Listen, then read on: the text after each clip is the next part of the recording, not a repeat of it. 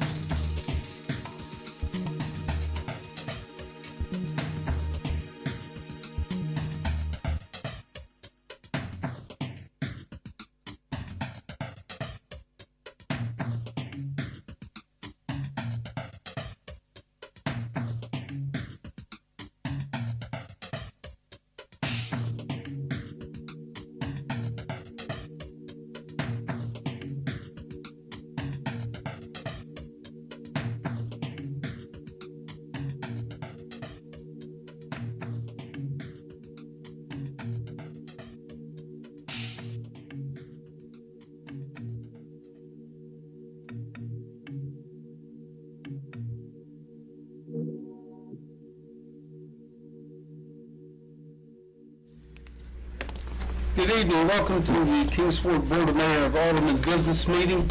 The first order of business will be Pledge of Allegiance to the flag, led by the New Vision Youth, accompanied by and please remain standing for the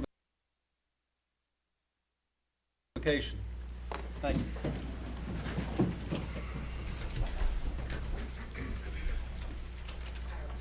Allegiance to the flag of the United States of America and to the republic for which it stands, one nation, under God, indivisible, with liberty and justice for all. Pastor Whittemore from the Bloomingdale Baptist Church will lead us in the invocation. Welcome, Pastor. Thank you, Mr. Mayor. Let us pray. Heavenly Father, we come to you in a spirit of thanksgiving, in a season of thanksgiving. Lord, we thank you for the blessings that you've given us. We thank you that we live in the greatest nation on the face of the earth. Lord, we thank you for the democratic process that we see playing out in front of our eyes this evening. And so we pray for everyone who is here at this meeting. Lord, we pray for this board of mayor and aldermen that you'd be with them. Lord, we pray for the unsung heroes of Kingsport, those men and women who are the employees who devote their lives for caring for us and making it able for us to live in close proximity to one another. But more than anything, Lord, we thank you for your Son, Jesus Christ, in whose name we come before you this evening. Amen. Amen. Thank you, Pastor. Appreciate your message. You can please be seated. Mr. Recorder, please call the roll. Mayor Shull. Here. Vice Mayor George. Here. Alderman Adams. Here. Alderman Cooper. Here. Alderman Duncan. Here. Alderman Olderman. Here. Alderman Phillips. Here. That's 6 present in the room and 1 by telephone. So all present. Ignition. Before we get started, Mr. City Manager, I have 3 county commissioners here. We've got, let's see, we've got Angie Stanley from District 7, Hunter Locke from District 11, 10. And thank you very much for coming. With that, go ahead, Mr. City Manager. I have 2 appointments on the agenda tonight. The first appointment is to the Senior Center Advisory Council. Recommend that you reappoint Rick Curry, Peter Shang, Lisa Shipley, Linda Jamel, and Laurel McKinney to the Senior Advisory Council.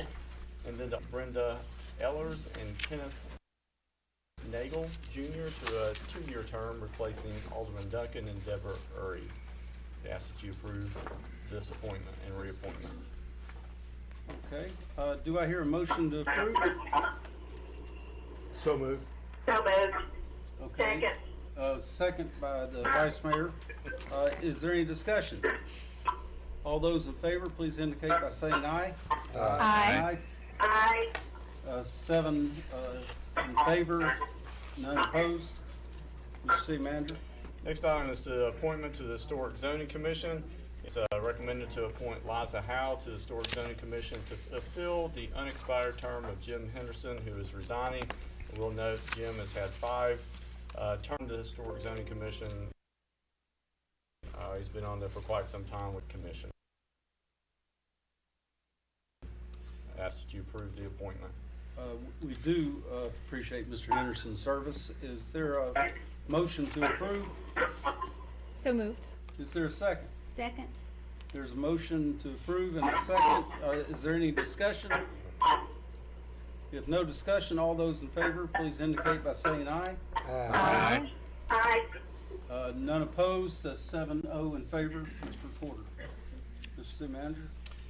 Next, you have the approval of minutes from November 4th, 2019, and then from the work session, and then from the business meeting on November 5th, 2019. Do I hear a motion to approve the minutes? So moved.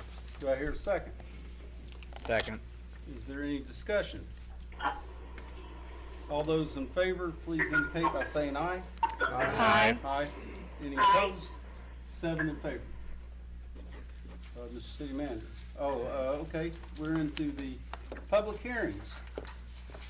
For those who might be new to our sessions, we have 2 opportunities for citizens to speak to the board. They're not question and answer sessions, they're public comment sections that allows as many citizens as practical to speak to the board. This first comment section is regards to items that are on tonight's agenda, items that we will vote on. The second public comment session will be pertaining to items of general civic. Let me read verbatim the rules of this public comment section that comes up first. Citizens may speak on agenda items. When you come to the podium, please state your name and address and sign the register that is provided. You're encouraged to keep your comments non-personal in nature, and they should be limited to 5 minutes. A total of 30 minutes is allocated for public comment during this part of the agenda. At that, I will ask citizens that wish to come forward and speak to the board, please step forward.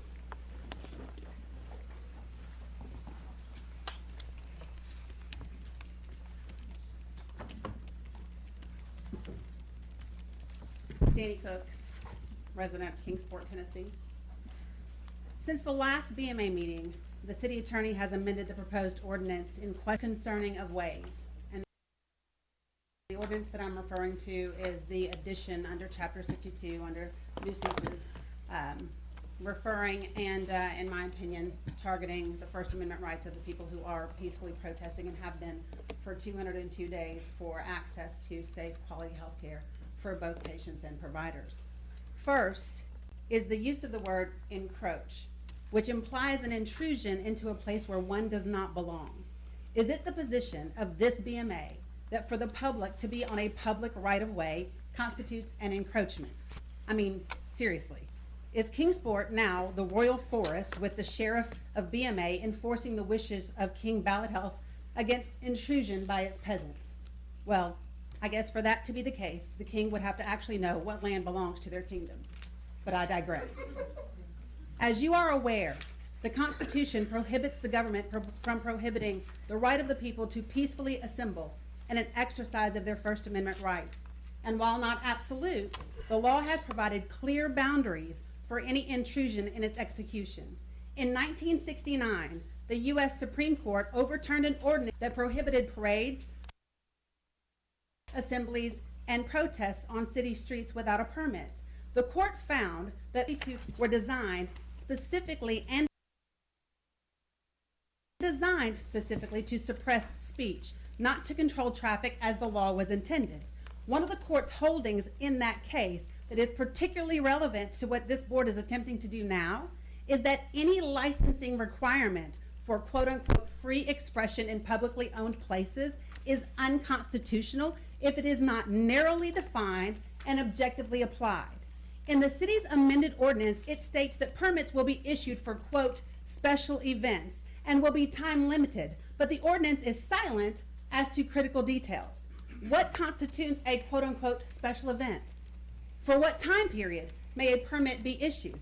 Who will make these determinations and on what basis? Without clear rules, how can the people know how to comply with this ordinance?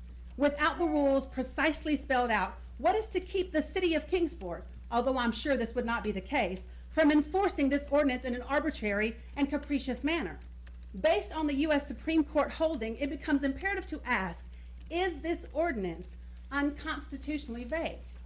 See Shuttlesworth versus Birmingham, Alabama.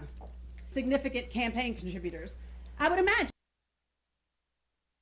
you are familiar with Citizens United versus the Federal Election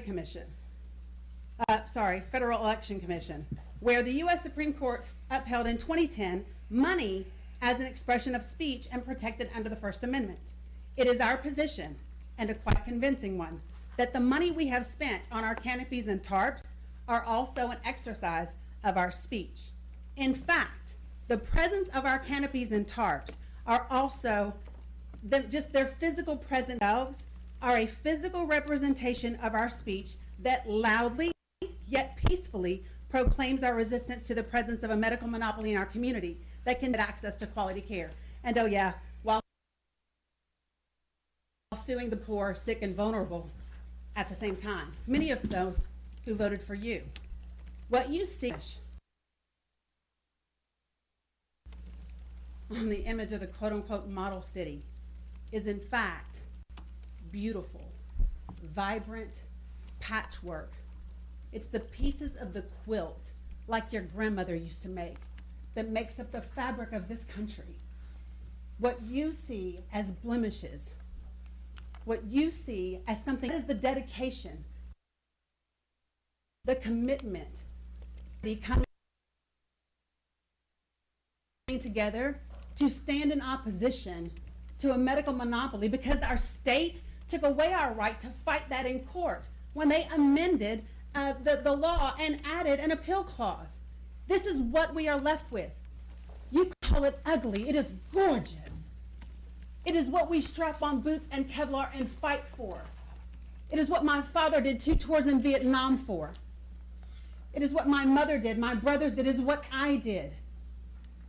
This is not about what looks good or pretty or what you think is socially acceptable. This is, in fact, what we are founded on, what we are built on. You all are about to make history tonight, one way or the other. And the people in this city and in this region are going to help you do it, whatever you choose. A member of this board ran for public office in recent years and used the slogan, "Citizens come first, not special interest." We say prove it, because the people and the civil rights attorneys are watching. We are watching. Thank you.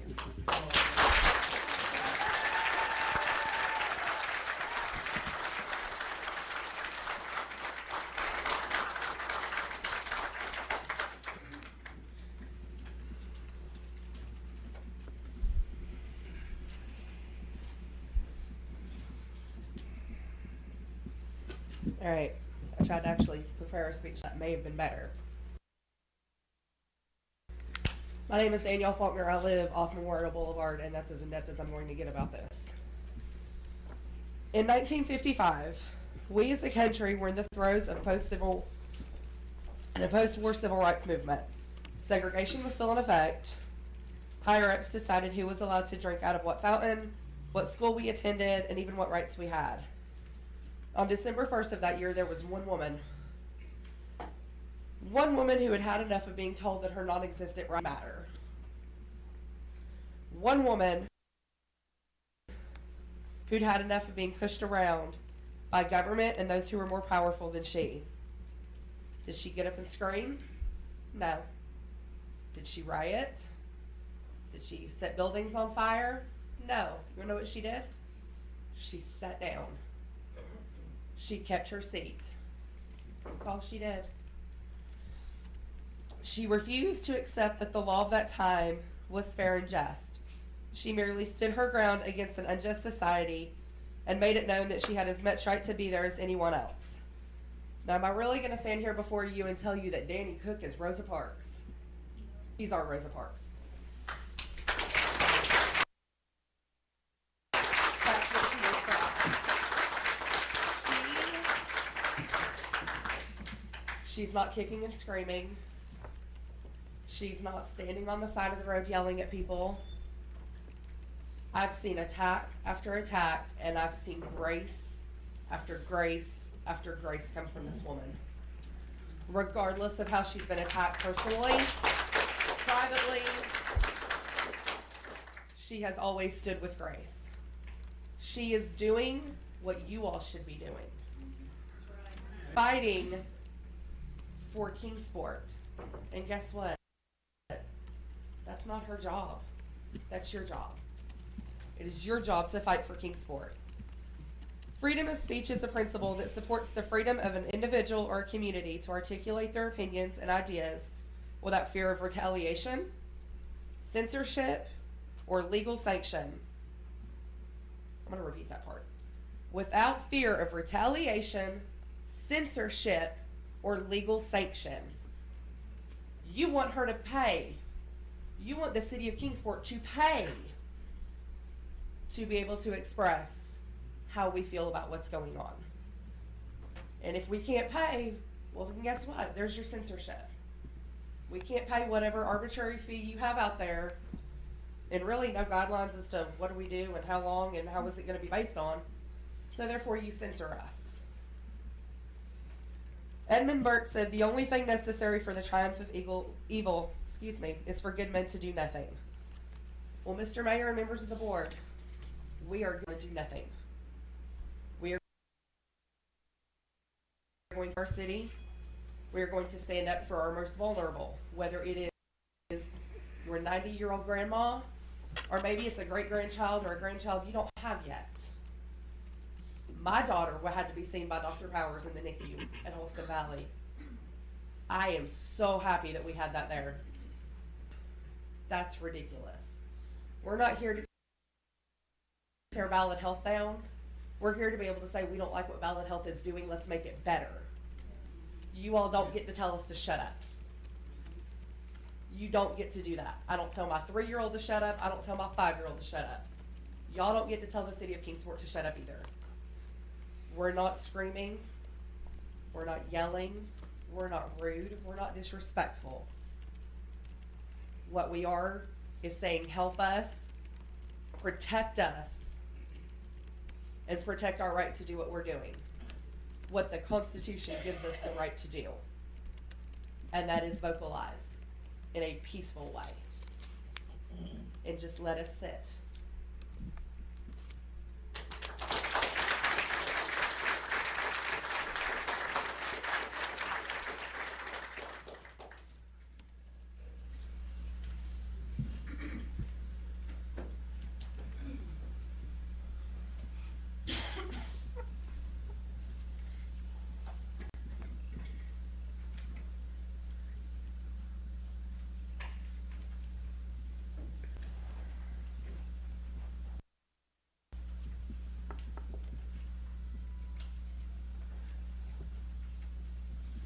My name's Dennis McGuire. I live off of Moreland Drive, Colonial Heights, Kingsport, Tennessee.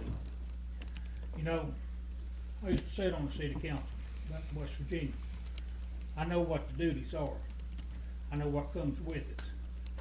I also know that it was the people that voted to put me in office, and I was supposed to take care of my constituents. I had calls day and night. I listened to every complaint. I took everything at heart. But we don't have that here.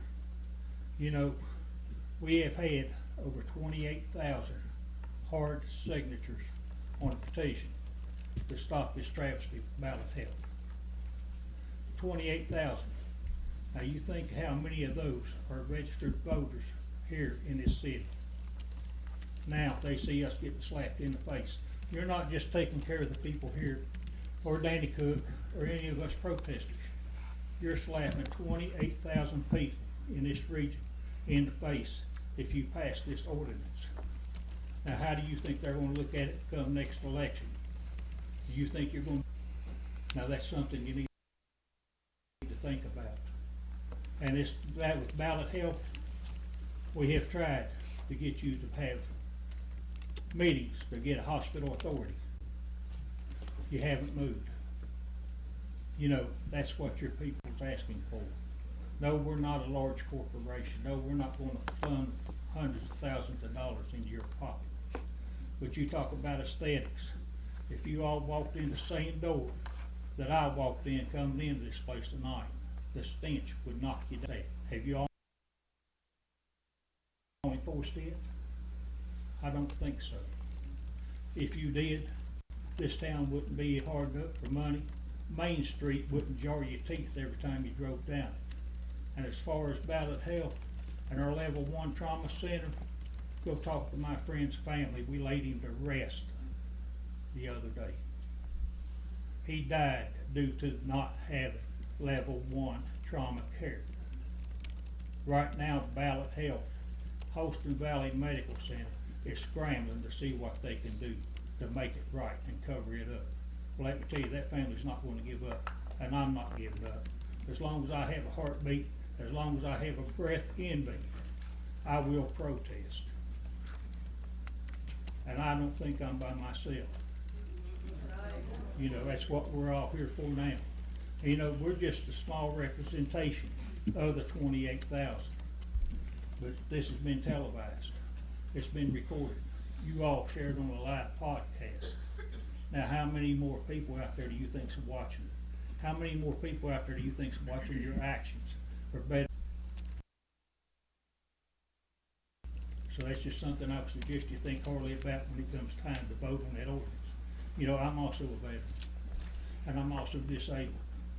I don't know if any of y'all have had implants, or had spinal fusions, or had any type of metal put in your back. When it gets cold and damp, it hurts. And to have the opportunity to go protest peacefully and have something that you can get in out of the weather and get a little heat, that enables my right to protest. And that's what you're taking away, is my right to legally, peacefully protest. Now that's against my First Amendment rights. And I'm sure there's others here that have already talked to the American Civil Liberties Union, and they are very interested in the actions that take place here tonight. So that's something else you may want to keep in mind. I thank you. Have a good evening.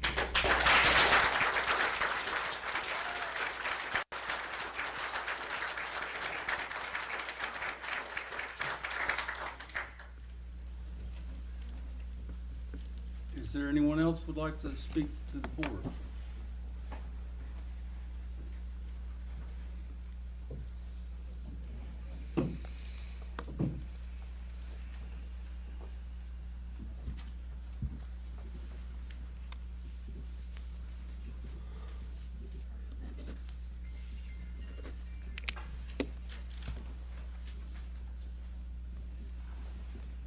My husband was in the Air Force for 33 years. Excuse me, ma'am, your name? I'm sorry, Gayla Hatch. Thank you. And when he passed away, I came back home to Kingsport to live. And friends have come here to live because I've told them what a great place it is.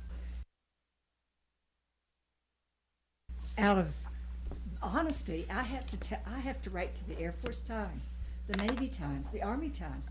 I have to tell them this is not an area you want to retire to if you're of an age.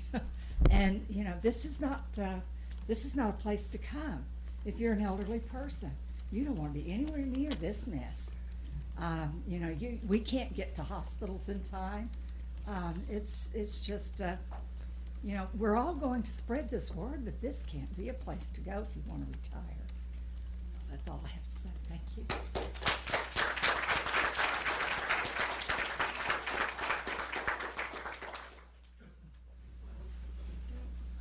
I didn't plan nothing again, but I was going to be here. Jason Moore, Yadkin Street.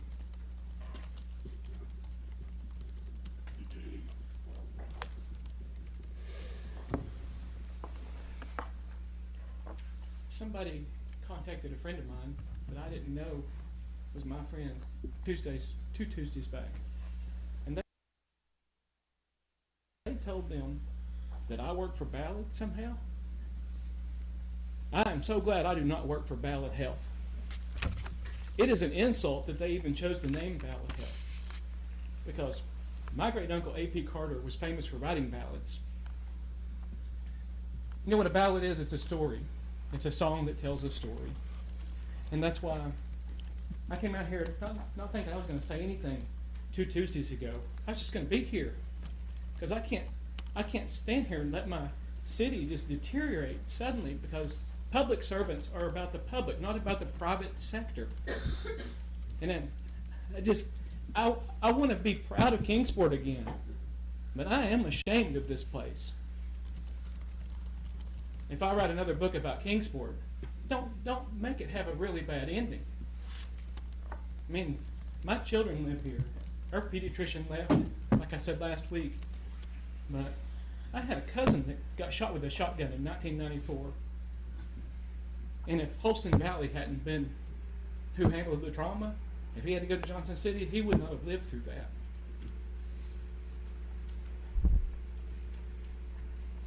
I went to Sullivan South High School, and I graduated in 1992. In 1991, there was a terrible accident in front of that school that claimed the life of one of our cheerleaders, and almost another life of one of our other cheerleaders. And I'm scared to think that we would have lost both of them if we didn't have the trauma here. That's scary. I don't know why that's not scary to you all. There were 2 hospitals here in Kingsport for the longest time, and there still is, but it's all under one umbrella now. You have Indian Path, which now is getting stripped of all kinds of equipment, and little by little will not be the care center that it once was. And you have Holston Valley, which services not just Kingsport, but Southwest Virginia, Hawkins County. And these are places that I grew up. Every time we moved, it was somewhere else. I went to South, I went to Cherokee, I went to volunteer. And your actions today are not just going to be about Kingsport. It's going to be about the whole region that you want to rename the Appalachian Highlands. Well, somebody's smoking something. I am ashamed to be from Kingsport. Is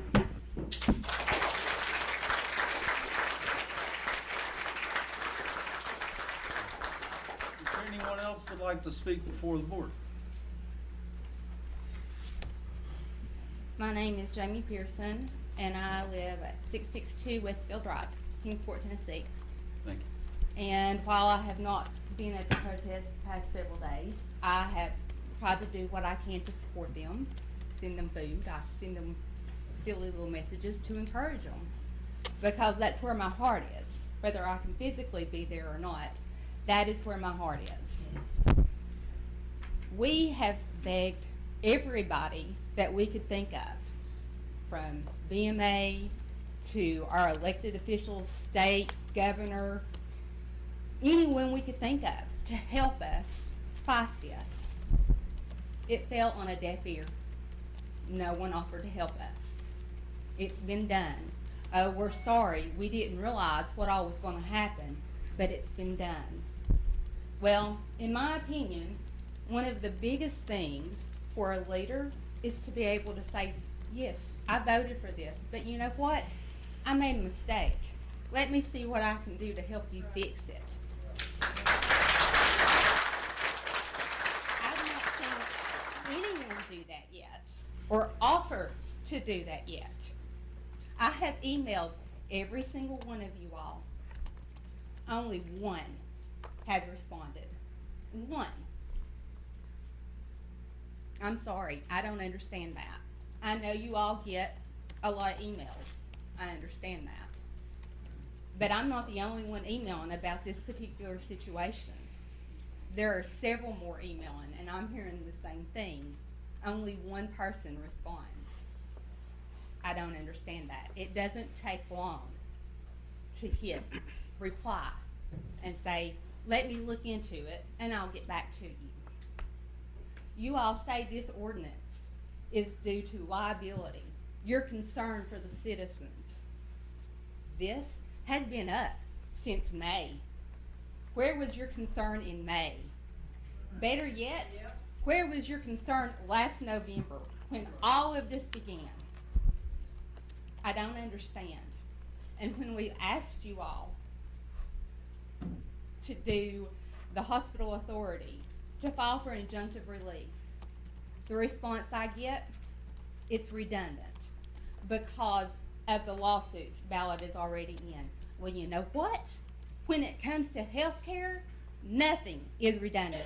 And when it's your family on the line, your loved one on the line, or a family member, friend, whoever on the line, yourself, you wouldn't consider it redundant then. You know, I recommended some of you all for people to vote for. Not so sure I would do that again.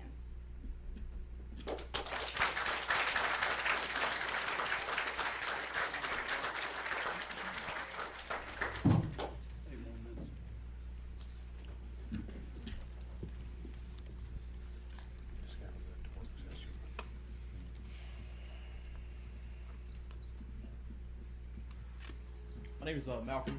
I just recently became homeless again. This time, not by choice. I'll make it though. So I wanted to address yesterday during the meetings. I plan on coming to more. I was encouraged to come to more because I plan on running for a position here soon, and I'm glad to represent my people that am behind me right now. The challenge is that we're asked to come to these meetings to voice our concerns, but yet yesterday you were, and this is no personal attack, but a lot of the phone calls that you received were people with concerns. But where are those people at that are for the issues that you're speaking of, their mayor and whomever else? That's what I want to be able to truly understand when I talked about transparency last time we were here, is that we as citizens are not understanding what's going on because nothing is being truly elaborated to us. As they said that there was 28,000 signatures against Ballad, we're not seeing signatures or emails of people saying they are for this situation.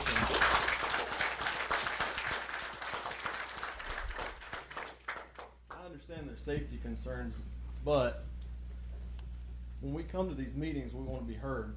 But why are we not getting heard? In the transparency as well. This is no personal attack, but we do know that the vice mayor is on the advisory board for Ballad. So where are the connections of the board being able to speak with Ballad to be able to voice the concerned citizens' opinions and situations as well? So the transparency is where I wanted to be able to elaborate more on that we truly need a board. As they say, they want to kick you off. That's not my concern. That's their personal opinions. But I do want transparency. If we're on boards, where are we working with them at, truly? Because I want to see change, and I want to see these people's change, these people's opinions and issues change because they're here. They took off time, they're away from the families to be able to voice their concerns, but yet nothing's been truly done in a sense because opinions are made and based off phone calls and emails. And that was the comment you made. Maybe it's you have a majority of people that are called you concerned about this to go ahead and push forward with it. What about these people? Can we get explanations, please, tonight before making your decisions? Thank you.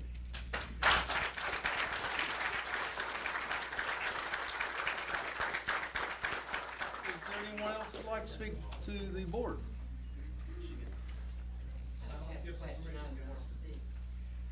I would like to ask, does Johnson City have the same ordinance? Do they have this ordinance in Johnson City? I don't know the answer to that. Ma'am, the purpose of the meeting is for citizens to come forward and comment to the board on issues during this session that are up for a vote.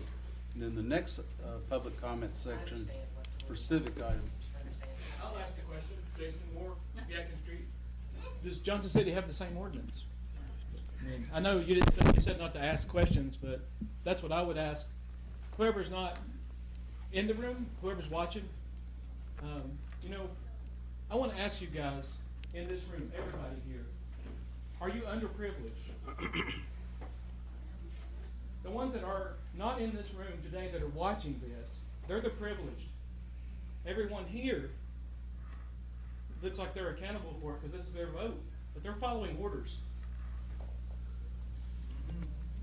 It's very clear they're following orders. Thanks. I've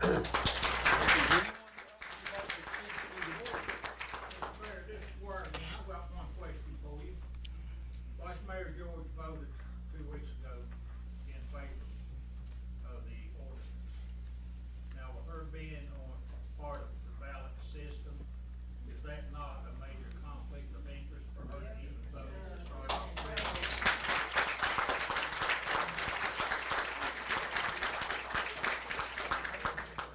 Or a protest that's concerning the outfit that she's affiliated with, is that not a major conflict of interest?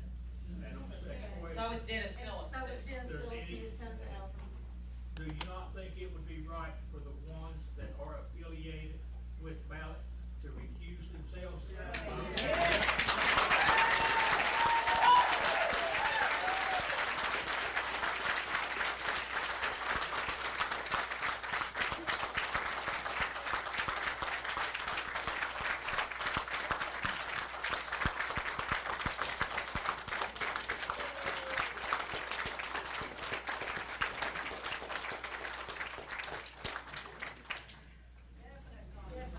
Is there anybody else who would like to come and make comments to the board? I'd like an answer. Yeah. My name is Brooke Sexton. I live on Highland Street. Do I got time to talk? Go ahead, ma'am. So I'm 17 years old, and I'm in Dobbins Bennett Excel program, and also at ETSU. But the main thing I do hear out of the kids around my age, who will be voting in the next election for president, pretty much everything, is that they want out of this city. Everyone that I've talked to is like, oh man, I can't wait to get out of here. I can't wait to get out of here. These mountains have me trapped. There's nothing here. There's nothing for anyone to do. Even older people are saying, oh, there's nothing for me to do. And shouldn't that be a little bit concerning, considering there are an entire generation of kids that only want to leave? You're not going to have jobs here for anyone. I'm going to be a graphics artist, and there's almost nothing for me to do around here. My little sister wants to be a chef, nothing. My boyfriend lives in a freaking RV because he can't get a job around here. So, there's that. But also, I got into a wreck this July, and took 48 minutes for me to get to the hospital. They thought I had a serious head injury, and this happened out in Sigornsville because I was visiting my mother. If I were to have to go to Johnson City, and I did have a bad head injury, I might not be able to stand or talk up here today. Yeah. So, here's some food for thought.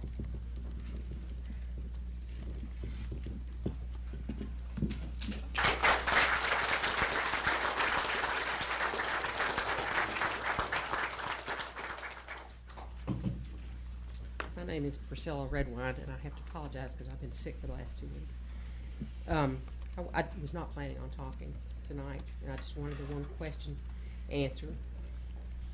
It appears to me this ordinance is much larger than what you all are letting it be known.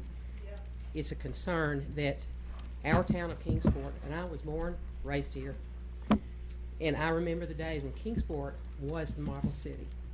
Kingsport was the #1 city. We are now 3rd and quickly going down. Johnson City is now the kingpin. And they essentially, it appeared, are running Kingsport now and telling you all what to do because of ballad health. with Ballad Health sitting in Johnson City, they're the flagship. They've let it be known. They're the flagship. They're running everything. But they're also, with this ordinance, this is an ordinance that pertains to Kingsport, Tennessee, not to Holston Valley, not to Indian Path, to Kingsport, Tennessee, our city. And it's being dictated to you by Johnson City and Ballad Health. And don't roll your eyes at me, please.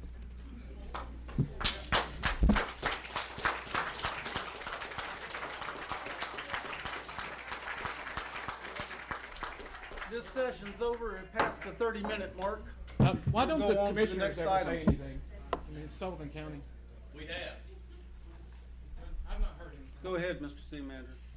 All right, you have 3 items in the business matters requiring adoption on first reading. The first item is to appropriate funding from the criminal forfeiture fund. This is to take $40,000 from that fund to be used towards the replacement and upgrade of the police department's 3D scanner. We'd ask that you approve this item on first reading, please. Thank you. Mr. Attorney, would you publish the item? An ordinance to amend the criminal forfeiture fund budget by appropriating funds from the undesignated fund balance for the year ending June 30, 2020, and to fix the effective date of this ordinance. Thank you. Do I hear a motion to approve? So moved. Is there a second? Second. Is there any discussion? If no discussion, all those in favor, please indicate by saying aye. Aye. That's 7-0. It passes. Next item. Next item is to amend the Code of Ordinances, Section 98-407, pertaining to penalties for violation of not using safety belts. From time to time, state law will change, and the City of Kingsport needs to update its Code of Ordinances to comply with state law. That is simply what this ordinance is doing, so we ask that you approve this on first reading. Thank you. Would you please publish the ordinance, Mr. Attorney? An ordinance to amend section 98-407 of the Code of Ordinances, City of Kingsport, Tennessee, pertaining to penalties for violation of use of safety belts and to fix the effective date of this ordinance. Thank you. Is there a motion to approve? So moved. Is there a second? Second. Is there any discussion?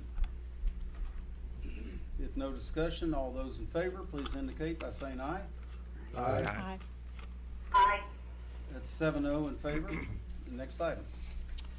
Next item is to amend the General Project Fund, Metaview Project Fund, Cattails Project Fund, Water Project Fund, and Sewer Project Fund budgets by appropriating General Obligation Public Improvement Bond Series 2019. Annually, when the board funds the capital improvement plan, we go out, we receive bonds. This is one of the last steps that's necessary to put the funding in place in order for those projects that you all have approved to be able to move forward. We simply ask you approve this ordinance on first reading. Thank you. Mr. Attorney, would you please publish?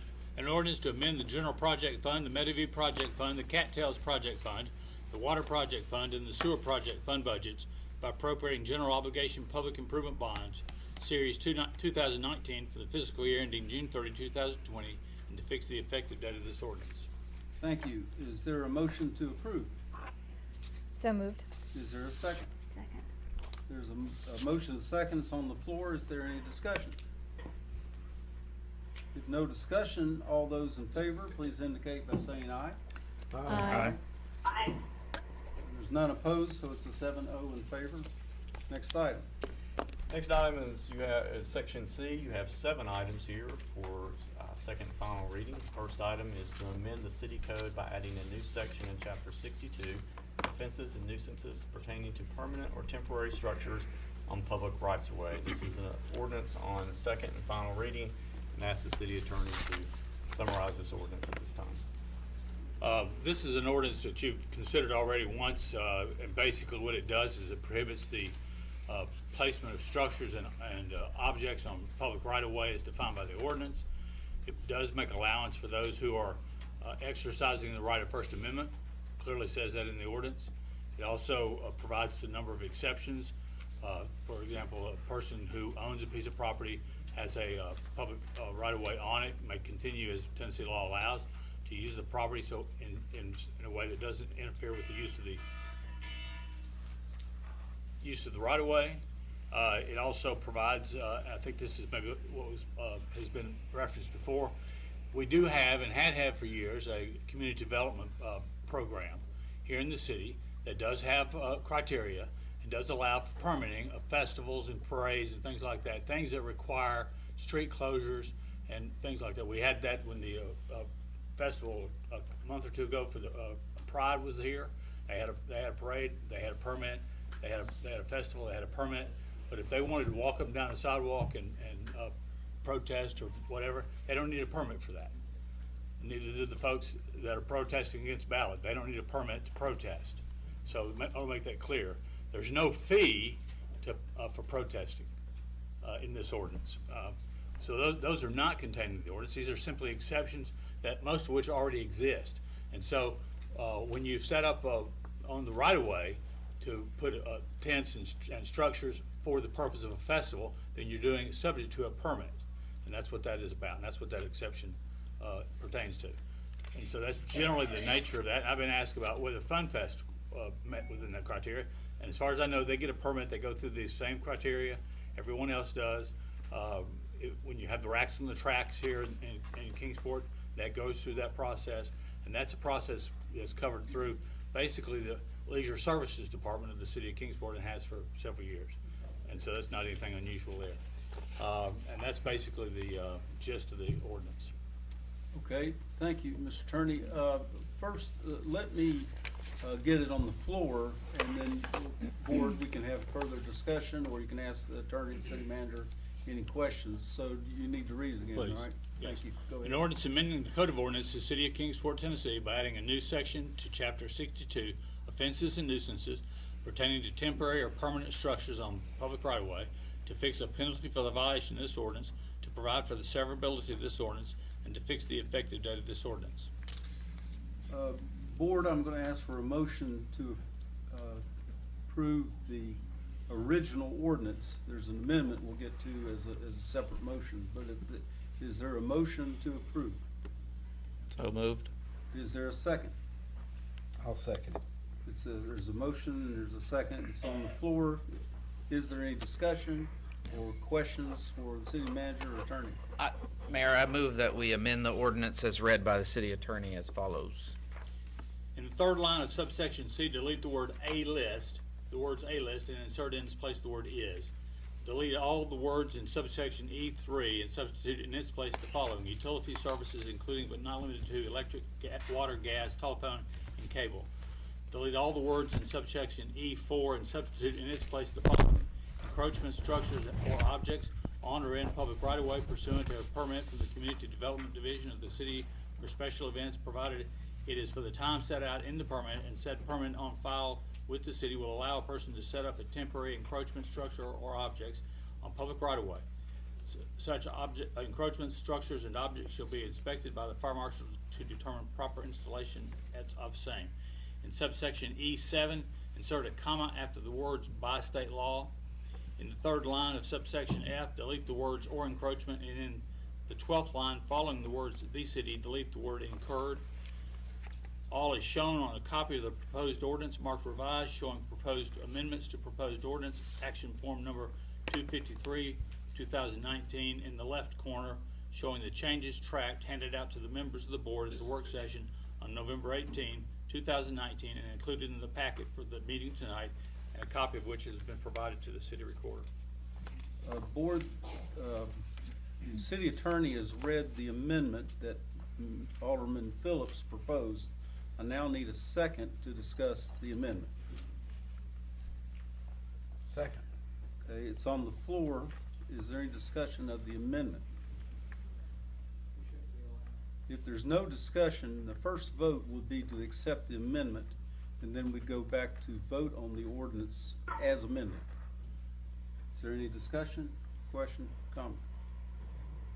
Although we need a roll call vote, Mr. Reporter. Alderman Adler, Nay. Alderman Cooper, Yes. Alderman Duncan, Nay.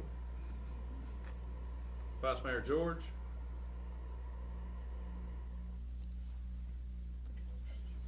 Vice Mayor George, Aye. Alderman Alderman, Aye.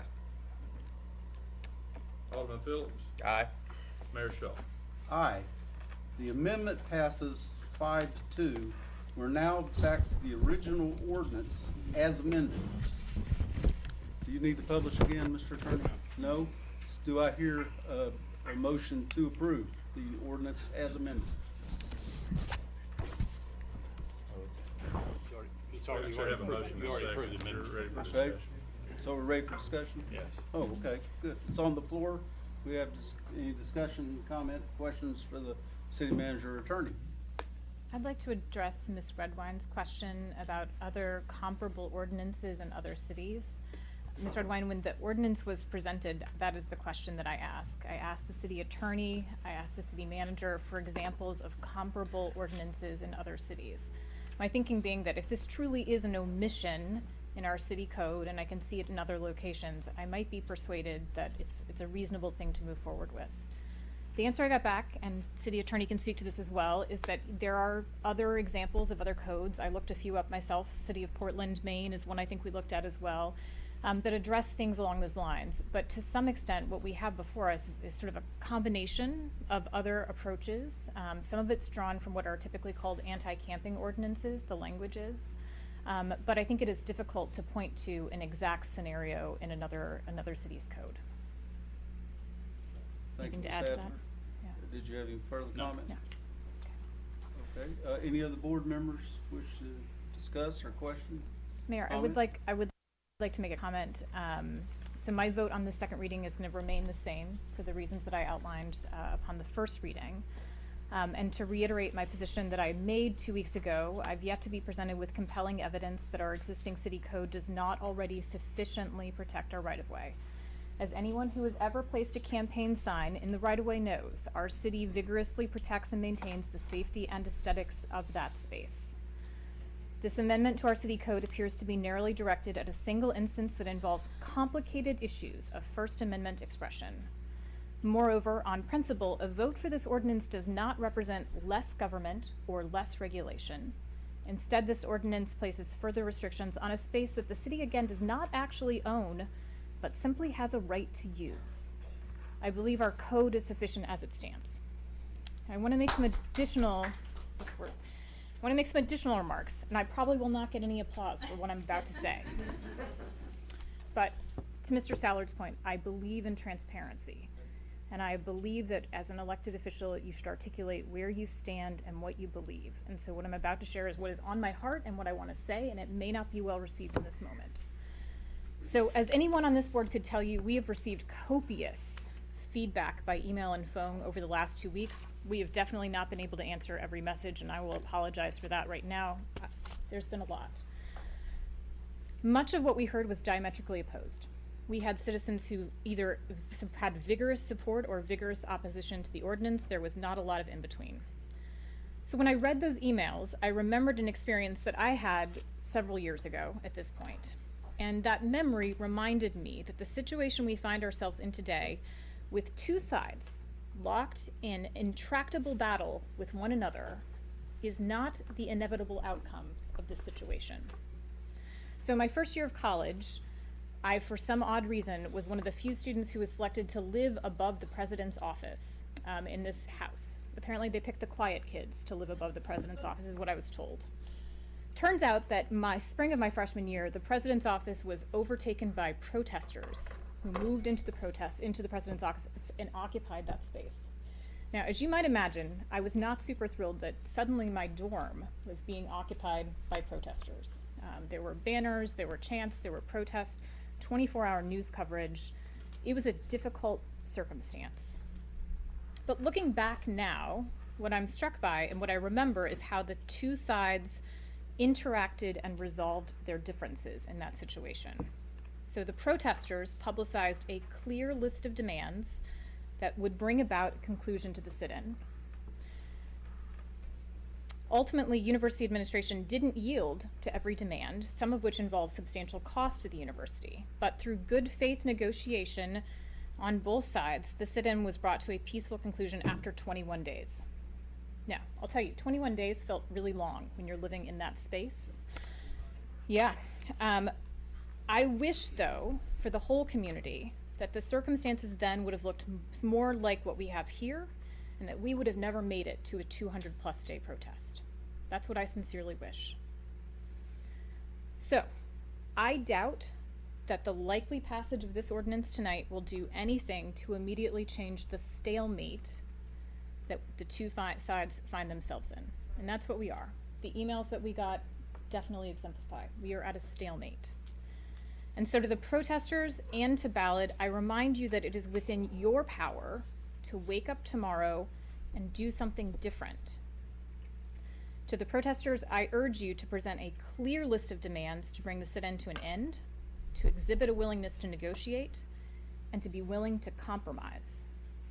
And to Ballad, I urge you to hire an experienced, independent, third-party mediator to open lines of communication between the two sides, to also exhibit a willingness to negotiate, and to be willing to compromise.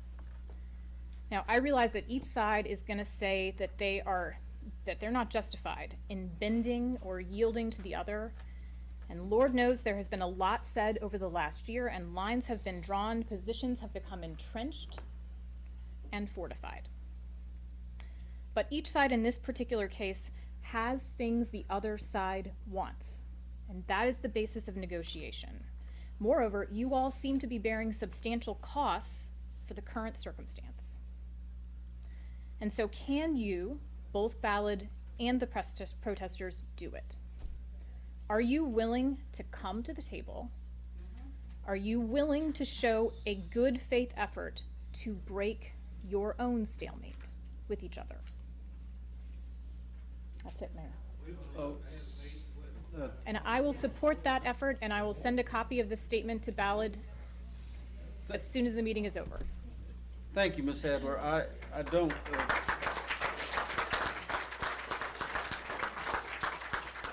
concur with your stand on this position and your exact characterization thereof, but I do admire your illustration of how to dissent in a respectful, civil manner. Thank you.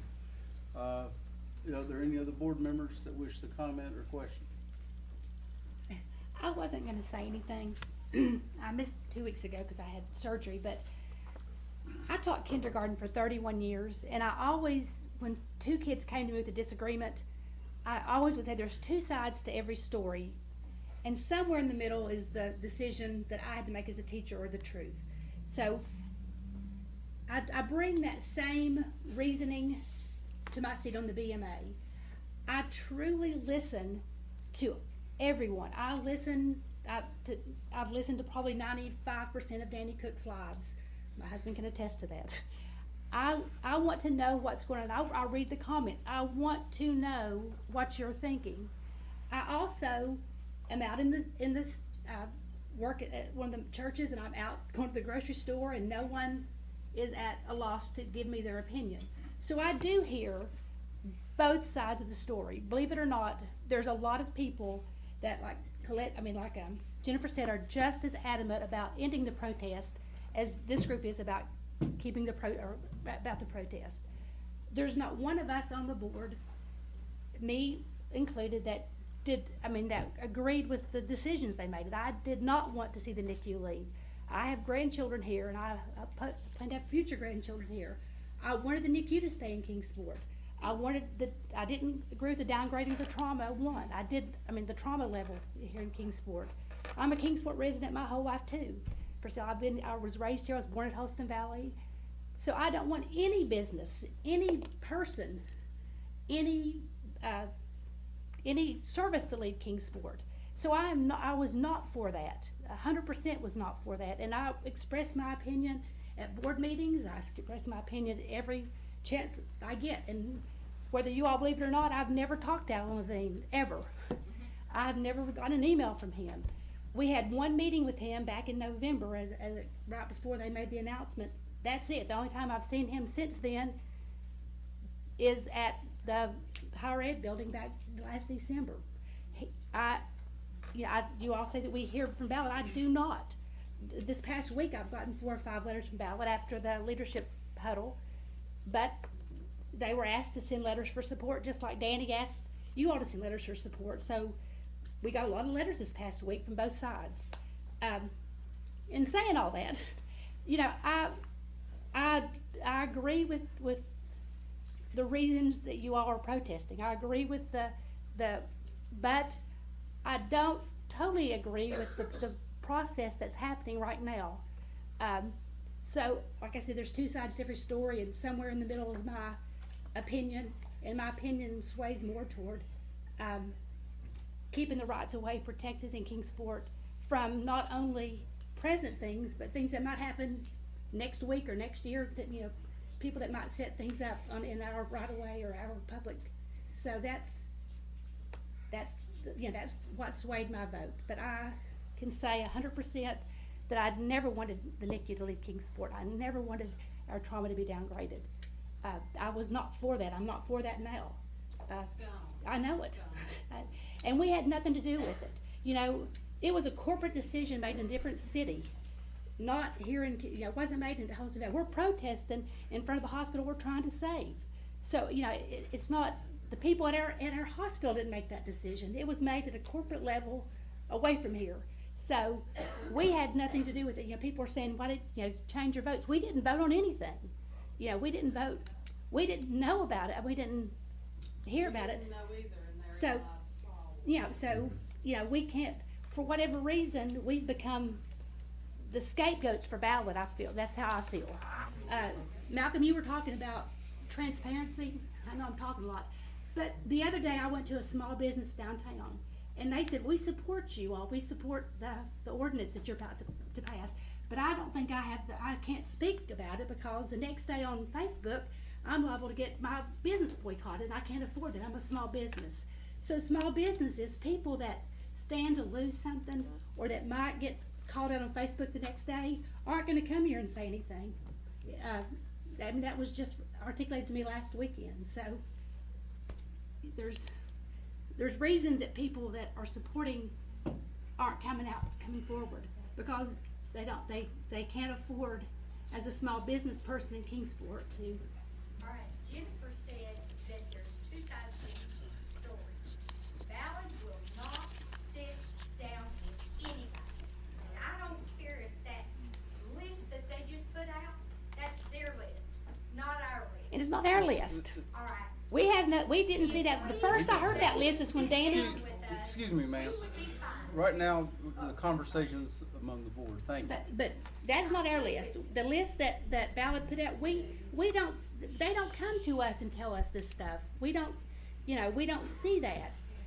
Now they're supporting what we're saying, or they're saying they're supporting us, but they're not telling us about it, so then they're not giving us a heads up sometimes, so. Okay, well, thank you, Alderman Cooper. Is there any other discussion? Alderman Alderman. Let me ride on Miss Cooper's back here a little bit. And I'm gonna ride it hard this time. To a matter of fact, contrary to what y'all believe, nobody from Ballad have I talked to, have they told me how to vote, what to do, or anything. Nobody, when I get to the point that I make my decision, Tommy Alterman makes it. And my wife,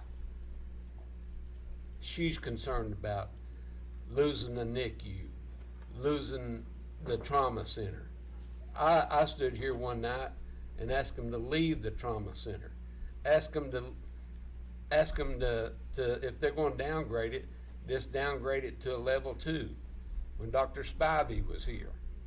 I mean, I'm with you folks, but I am not for going out and getting living in a tent. I'm not for that. I thought this ordinance wasn't about the protest. That's what I want to say.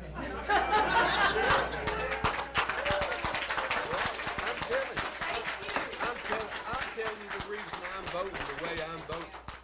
Listen, I'm telling you the reason I'm voting the way I'm voting. But if it's not about the protest shouldn't come into your decision. Well, it did. Well, then it's about the protest, sir, No, which is it's a not. violation of First Amendment rights. Thank you. Thank No. you for proving that. It's now on video. Thank you. Oh, that's fine. That's fine. That's fine. Are you through, Mr. Alden? Yes. Are there any other board members that wish to speak? All right. Mr. Recorder, please take the vote on the ordinance as amended. Alderman Adler. Nay. Alderman Cooper. Aye. Alderman Duncan. Nay. Vice Mayor George. Aye. Alderman Oldham. Aye. Alderman Phillips. Aye. Mayor Schultz. Aye. The ordinance passes 5-2. Next item, please. Next item is a budget ordinance to appropriate funds from the Tennessee Highway Safety Office fiscal year 20 coordinator grant. These are funds that are put in place to allow for training and conferences related to traffic and traffic management for our police department. We request that you approve this ordinance on second and final reading. Thank you. Could you please publish the ordinance, Mr. Attorney? An ordinance to amend the General Project Special Revenue Fund budget by appropriating grant funds received from Tennessee Highway Safety Office, THSO, for the year ending June 30, 2020, and to fix the effective date of this ordinance. Thank you. Is there a motion to approve? So moved. Is there a second? Second. It's on the floor for discussion. Is there any discussion? If not, please take a roll call vote, Mr. Recorder. Alderman Adler. Aye. Alderman Cooper. Aye. Alderman Duncan. Aye. Vice Mayor George. Aye. Alderman Oldham. Aye. Alderman Phillips. Aye. Mayor Schultz. Aye, it passes 7-0. There's a lot of folks watching us on TV. Let me remind you that all the aldermen and myself, one at a time, see the city manager. We go over this. Sometimes he has staff members to make sure we understand. Then we go over these things again in a work session, and finally we vote on them. And in this particular instance, we're voting on items that for a second reading. So we do give these all sufficient attention. Go ahead, Mr. Next item is to accept a private monetary donation for the police for the K-9 program and to appropriate funding. We received a generous donation from Mr. Frederick Baggett in the amount of $2,500 for our K-9 program. We'd ask that you approve this ordinance on second and final reading. And we thank Mr. Baggett for his generous gift. And Mr. Attorney, would you please publish? An ordinance to amend the General Project Special Revenue Fund budget by appropriating donated funds for the year ending June 30, 2020, and to fix the effective date of this ordinance. Thank you. Is there a motion to approve? So moved. Is there a second? Second. It's on the floor for discussion. Is there any discussion? If not, all those in favor, please take the roll, Mr. Recorder. Alderman Adler. Aye. Alderman Duncan. Aye. Alderman Cooper. Aye. Vice Mayor George. Aye. Alderman Phillips. Aye. Alderman Oldham. Aye. Mayor Schultz. Aye. It passes 7-0. Next item. Next item is to enter into an agreement with Tennessee Department of Transportation for resurfacing of various roads. We ask that you approve this ordinance on second reading as well as to pass the resolution. I will again identify those roads that we were looking at. Segments of Moreland Drive from SR 36 to the Kingsport city limits, Meadowview Parkway from Wilcox Drive to Kingsport city limits, Fall Creek Road from the bridge over Fort Patrick Henry Lake to the Kingsport city limits, Cooks Valley Road from Harbor Chapel to Old Cooks Valley Road, and the Netherland Inn Road from State Route 1, 11W Stone Drive to Big Elm Road. Again, this was $500,000 that you put in place to match $2 million, so $2.5 million going towards a variety of roads within our city. We'd ask that you approve the resolution and the ordinance, please. Thank you. Mr. Attorney, would you publish, please? An ordinance to amend the MPO project fund and the General Projects Special Revenue Fund budgets and to fix the effective date of this ordinance. Remind me, Mr. Attorney, this is one vote for both the ordinance and the resolution? No. Two different votes? Yeah, you take the roll call, take the motion and the second, the roll call on the ordinance, and then you take the vote on, then we have motion on the resolution, Okay, second, and thank the you. vote on it. Is there a motion to approve the ordinance? So moved. Is there a second? Second. It's on the floor for discussion. Is there any discussion of the ordinance?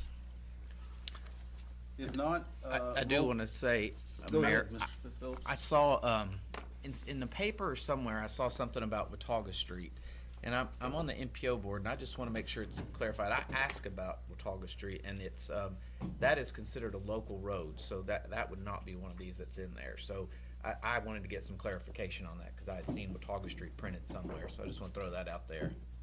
Watauga Street would be eligible, but it's not for these, we're not using these funds on that. Oh, well, that's okay. It's eligible from a funding standpoint. From a because funding it's a local standpoint. road, yeah. Okay, it's okay. I think Matthew used it as an example. Yes, he did. Okay, sorry then. I got. You're clear? Yeah, I'm good. I'm good. Okay. Is there any further discussion on the ordinance?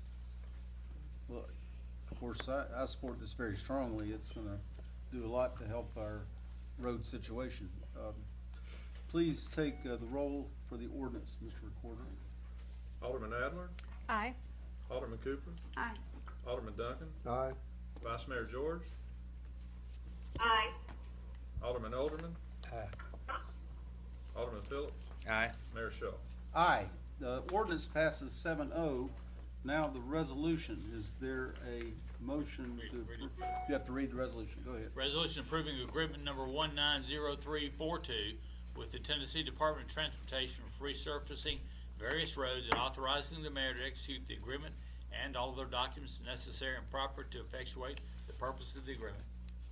Thank you. Is there a motion to approve? So moved. Is there a second? Second. It's on the floor. Is there any discussion? Vice Mayor, did you have? No, I'm good. She's good. Is that what she said? Okay. Good. Is there no further discussion then, Mr. Recorder, would you take a roll call vote? Alderman Adler, Aye. Alderman Cooper, Aye. Alderman Duncan, Aye. Vice Mayor George, Aye. Alderman Alderman, Aye. Alderman Phillips, Aye. Mayor Shaw. Aye. It passes 7-0, both the ordinance and the resolution. Next item. Next item is a budget adjustment ordinance for fiscal year 20 for our sewer fund. This is to close out various accounts and consolidate those. We ask that you approve the budget ordinance on second and final reading. Thank you. Could you please publish the ordinance, Mr. Attorney? An ordinance to amend the sewer project fund budget and to fix the effective date of this ordinance. Thank you. Is there a motion to approve? So moved. Is there a second? Second. It's been moved and seconded. Is there discussion? If there's no discussion, please, Mr. Recorder, take the vote. Alderman Adler, Aye. Alderman Cooper, Aye. Alderman Duncan, Aye. Vice Mayor George, Aye. Alderman Alderman, Aye. Alderman Phillips, Aye. Mayor Shaw. Aye. 7-0, it passes. Next item. Next item is to vacate unimproved right-of-way named Alabama Street located off Hollis Street. We ask that you approve this on second and final reading. Second and final reading. Would you please publish, Mr. Attorney? An ordinance to vacate a section of public right-of-way named Alabama Street located off of Hollis Street, situated in the city, 12th Civil District of Sullivan County, and to fix the effective date of this ordinance. Thank you. Is there a motion to approve? So moved. Is there a second? Second. It's on the floor for discussion. Is there any discussion? If not, Mr. Recorder, please take the vote. Alderman Adler, Aye. Alderman Cooper, Aye. Alderman Duncan, Aye. Vice Mayor George, Aye. Alderman Alderman, Aye. Alderman Phillips, Aye. Mayor Shaw. Aye. It passes 7-0. Next item, Mr. Manager. Next item is to award a contract to J. Cumbie and a budget ordinance to transfer funds for the West Kingsport Sewer Lift Station and Force Main project. Last meeting, Ron McReynolds gave a fairly detailed presentation on this nearly $6 million project. Ask that you approve the ordinance and the resolution, please. And Mr. Attorney, do we proceed in the same way we did the previous? Okay, could you please publish the ordinance? An ordinance to amend the sewer project fund budget and to fix the effective date of this ordinance. Is there a motion to approve? So move. Is there a second? Second. It's on the floor for discussion. Is there any discussion? If not, Mr. Recorder, would you please take the vote? Alderman Adler, Aye. Alderman Cooper, Aye. Alderman Duncan, Aye. Vice Mayor George, Aye. Alderman Alderman, Aye. Alderman Phillips, Aye. Mayor Schultz. Aye. The ordinance passes 7-0. Mr. Attorney, would you read the resolution? A resolution awarding the bid for the West Kingsport Pump Lift Station and Force Main Project to J. Cumby Construction, Inc., and authorizing the mayor to sign an agreement for the same and all documents necessary and proper to effectuate the purpose of the agreement. Thank you. Is there a motion to approve the resolution? So moved. Mr. Alderman, and a second by Ms. Cooper. It's on the floor. Is there any discussion? If not, Mr. Recorder, please take the vote. Alderman Adler, Aye. Alderman Cooper, Aye. Alderman Duncan, Aye. Vice Mayor George, Aye. Alderman Alderman, Aye. Alderman Phillips, Aye. Mayor Schultz. Aye. Both the ordinance and the resolution pass 7-0. Next item. Next, that completes the second readings. We now move into section D for other business. The first item is to authorize fiscal year 20 community development partner agreement with the United Way of Greater Kingsport. This is an agreement in the amount of $25,000 in matching funds from the Community Development Block Grant Public Services Funds. This will allow us to partner with the United Way for the position of a homeless services manager, and we'd ask that you approve this resolution for this item. Thank you. Mr. Attorney, would you publish? A resolution authorizing the mayor to execute agreements for the United Way of Greater Kingsport for Community Development Block Grant Funding in fiscal year 2019-2020. Thank you. Is there a motion to approve? So moved. Is there a second? Second. It's on the floor for discussion. Is there any discussion? Glad to see progress moving forward. Yeah, I'm really excited about this. I think we're definitely moving in the right direction. Well, again, I appreciate the city manager and his staff's work on this and the work with the United Way, which is helping greatly in this subject. Any other discussion? If not, I will ask for a voice vote. All those in favor, please indicate by saying aye. Aye. Aye. Aye. That would be 7-0 in favor. Next item. Next item is awarding the bid for the purchase of 3 diesel single-axle dump trucks. These are replacements for our Public Works Streets Division as well as our Water Maintenance Departments. We'd ask that you approve the resolution, please. Thank you. Would you publish the resolution, please, Mr. Attorney? Resolution awarding the bid for the purchase of 3 diesel single-axle dump trucks to Triad Freightliner of Tennessee LLC and authorizing the city manager to execute a purchase order for the same. Thank you. Is there a motion to approve? So moved. Is there a second? Second. Is there discussion? For the benefit of the public, I would like to indicate that yesterday we had a refreshment of our memory and explanation of how this whole process works by the city staff, especially our maintenance manager, Mr. Hightower, and they're very professional, and I appreciate the way they approach these purchases of equipment for our fleet and dispose of old equipment. If there's any other further discussion, if not, a voice vote. All those in favor, please indicate by saying aye. Aye. Aye. That's 7-0 in favor. Next item. Next item is awarding the bid for the purchase of 2 diesel tandem axle dump trucks.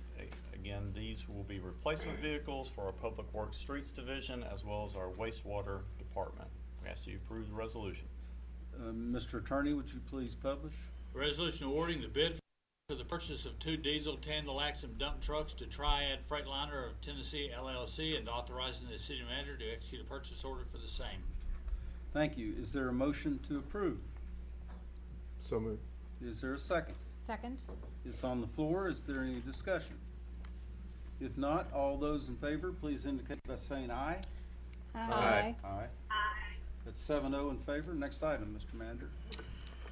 Next item is a resolution awarding the bid for the purchase of 2 4x4 backhoes. This will be used in our water and wastewater maintenance departments.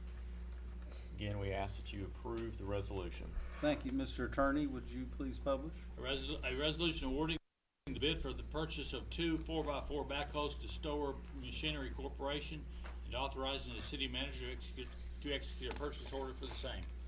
Thank you. Is there a motion to approve? So moved. Is there a second? Second. It's on the floor for discussion. Is there any discussion? If not, all those in favor, please indicate by saying aye. Aye. Aye. 7-0 in favor. Mr. Manager.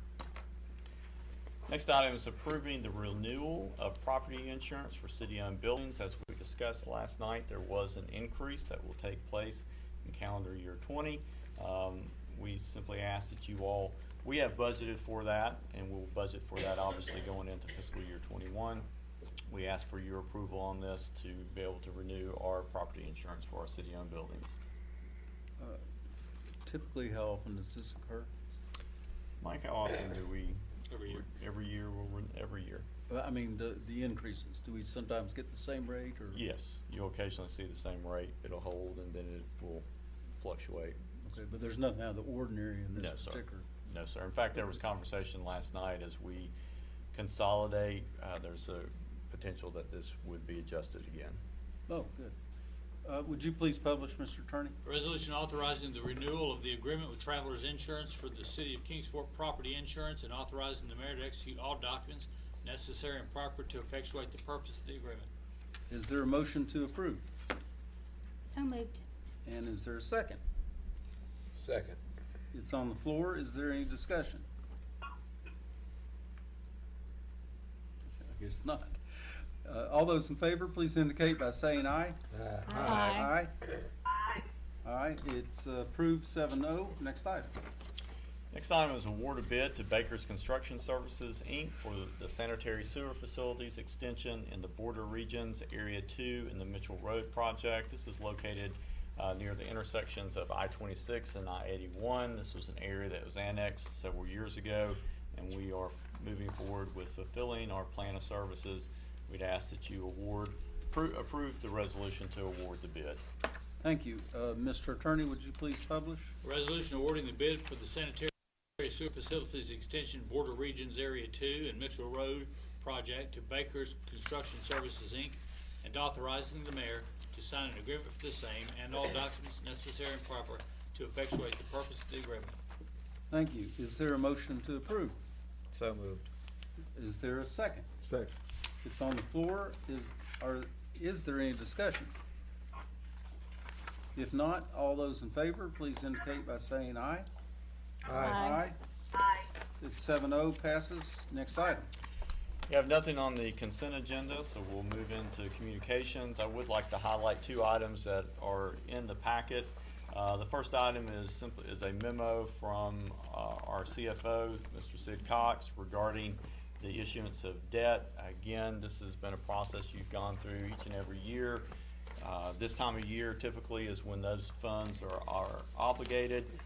This memo simply walks us through the process and just simply identifying what was done, the rate, who the lending agency was, as well as also providing some information from our rating agencies of Moody and S&P, which both reaffirmed our rating of AA2 and AA.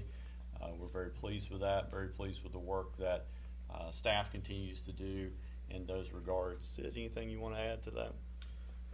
Just that I would add that this also is an information piece to demonstrate to the board that we are filing a required form with the state of Tennessee, form CTO 253, report on debt obligations. That summarizes all the numbers and percentages concerned with the debt issuance. And again, there's no formal action that's required by the board. This is just a communication piece, and this will be forwarded to the state of Tennessee tomorrow. Thank you. The other communication item that's in there is a memo from our purchasing director with approval from myself as well as from Ryan McReynolds authorizing the emergency purchase for a pump for our water treatment facility.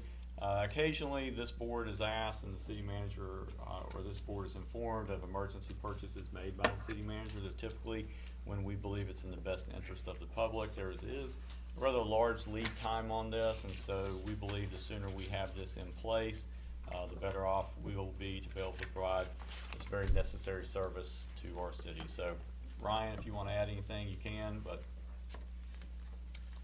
that summarizes that. And Mayor, that's all the communications I have for you. Thank you. Board, are there any questions or concerns regarding the two items he just covered, the debt obligations and the emergency purchase? If not, we'll go into communications by the board members. We'll start with Alderman Phillips. My turn tonight? Yes, sir. Okay, if the board would indulge me for just a couple minutes, I do want to make a couple comments on this Ballad situation. I am extremely sympathetic to the cause that the protesters are for. I have two cousins that would not be alive today if it wasn't for the Holston Valley NICU. I have friends, very good friends, some who are here, who the NICU have saved some of their babies' lives. It's not what any of us wanted, but there are some things being said about this board that, and the Ballad situation, that are either 100% false or seem to need some clarity. And I just feel that I have felt for weeks that I just would like to address some of those. So first thing is that Ballad is a private business. We as a board have very little, if any, control over what a private business can do, especially one headquartered in Johnson City. That's just a fact. People say we need to form a community hospital board. The only legal way I know of to do that would be for Ballad to sell Holston Valley back to the city and the city run the hospital. We are talking tens of millions dollar range just to buy the facilities, and that does not include running them and being responsible for operating losses. Those operating losses have been reported in the $70 million range over the last 5 to 7 years. That's money that taxpayers would have to make up the difference in. Imagine your taxes doubling or tripling. And this also circles back to my first point. Ballad is a private business. They don't have to sell the hospital, and we can't make them. People also ask us, just defend us, pass a resolution against Ballad. What good have any of the resolutions that some of the counties have passed done? Plus, as a city, this opens up a Pandora's box that can never be closed. Anyone could demand us to pass a resolution against any private business for any reason, because going forward there would be precedent. Or worse yet, a company looking to locate here and create jobs may think that this is not the place for them because when the going got tough, this board attacked its private businesses. And you keep saying that we should do what our community wants us to do. You all do not want to believe it, but it is a fact. We are getting just as many emails, phone calls, and texts in support as we get unhappy ones. And I'm going to read you one. Subject, so-called peaceful protest. I work for Ballad and will not identify myself. Danny and her motley crew are causing a lot of problems at the hospital. A lot. Her followers are hostile to staff members verbally and physically daily. The care we give our patients is exceptional and not what they are reporting on her live reports. She is lying and making up stories for sensationalism. Please, please, please pass your ordinance regarding right-of-ways. Mayor Schull has already spoke about, we're not ignoring you when you're up here asking questions. It's a comment section, not a Q&A. A lot of times we don't have those answers that you're looking for, and we go back and try and get those answers for many different things. There's been people in here for code enforcement, and if we can get you an answer, we will get it as soon as we can.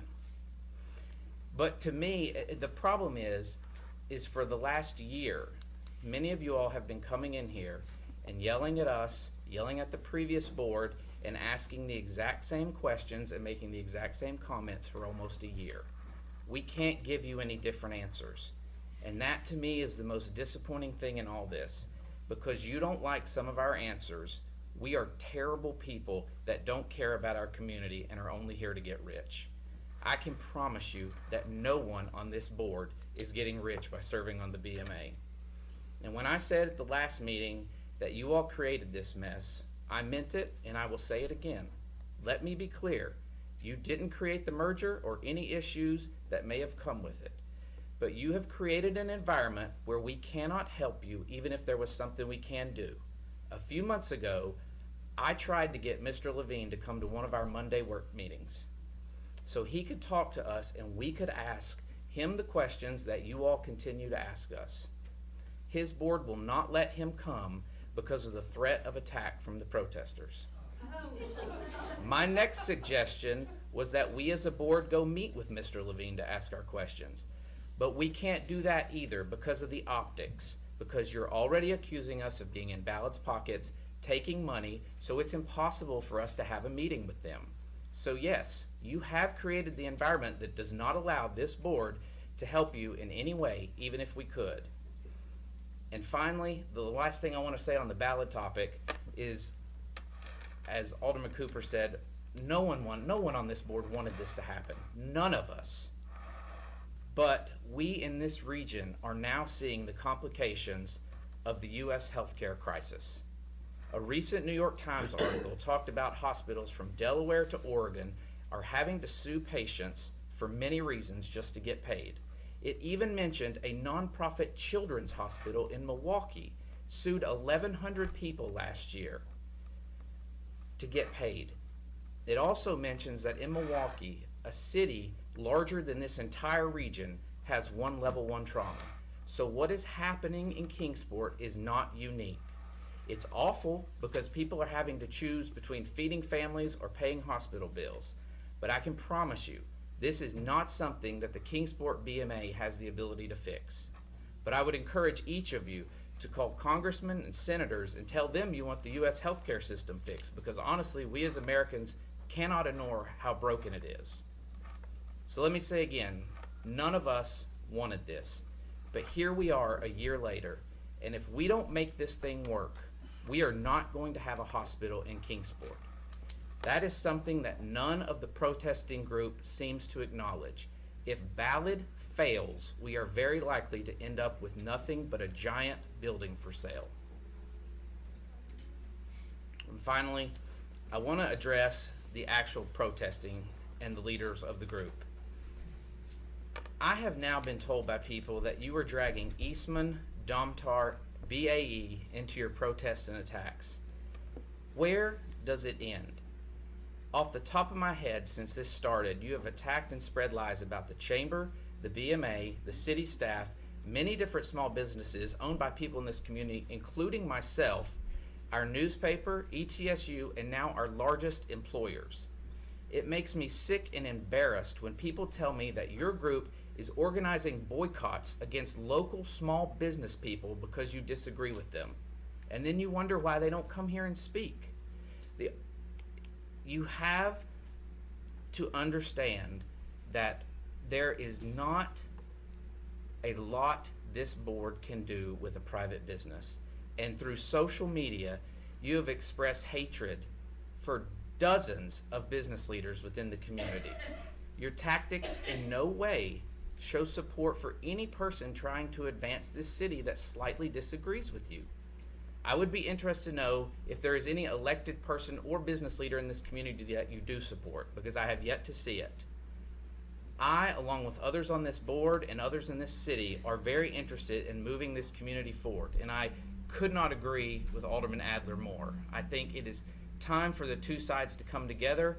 Frankly, I'm not speaking for the board, but I'm sick of being thrown in the middle of it, and I'm sick of Ballad throwing us in the middle of it. And I just want to close with, I don't know if anything I've said here will help or get through to anybody, but I really hope that tonight is the beginning of the end of the accusations and hurt, because I am just tired of the hatred that is tearing this place I love apart, and I want to see us start to heal. And that's my comments for tonight. Thank you, Alderman Phillips. Ms. Adler? Well, I want to share some happy news. from last night. So for the last few BMA meetings, I've mentioned the ETSU Elevates Challenge. And so last night was the first round of competitions. ETSU is providing $90,000 of money to support service projects throughout the region that bring together ETSU faculty, students, and staff, along with partners within the community.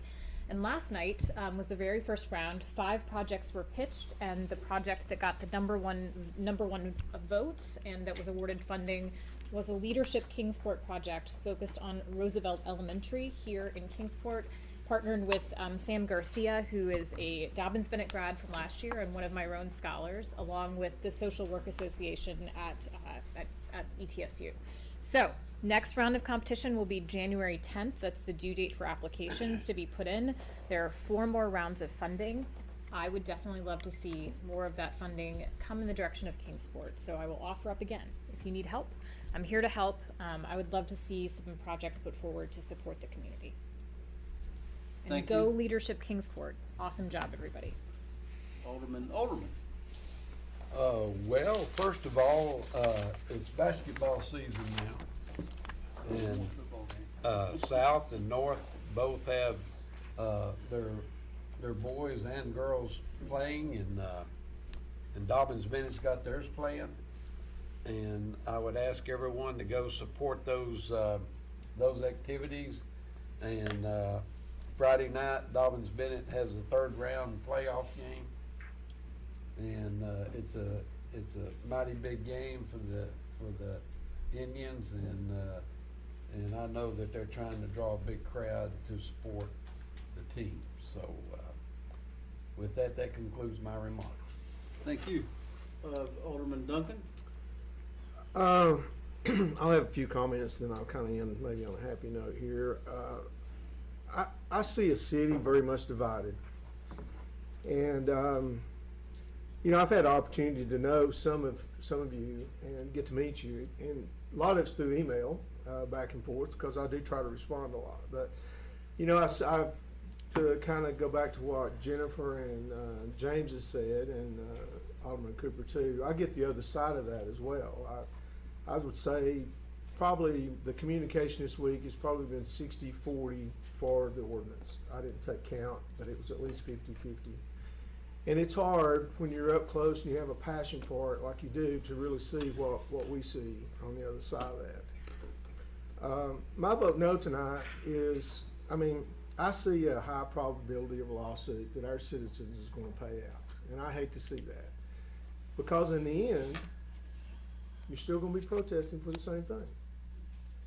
And so when Alderman Adler says a compromise, and I don't know what that compromise is, but I think there's got to be some happy ground and some communication somewhere in the middle that we're not getting. Now, I haven't had any correspondence. I did meet with Lindy White once at her request, and we had a good conversation, and I asked her, quite frankly, some pretty tough questions during that time, and they were answered. I've never met with Alan Levine, but I feel like we're fighting a fight for Ballad instead of the board members here.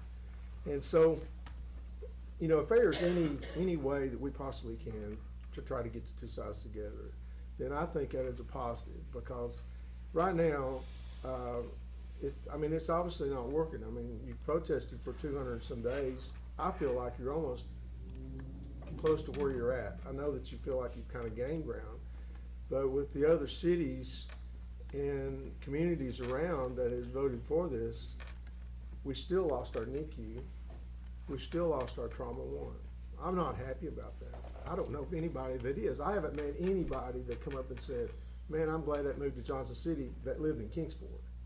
And I'm sure the people in Johnson City probably feel as much different.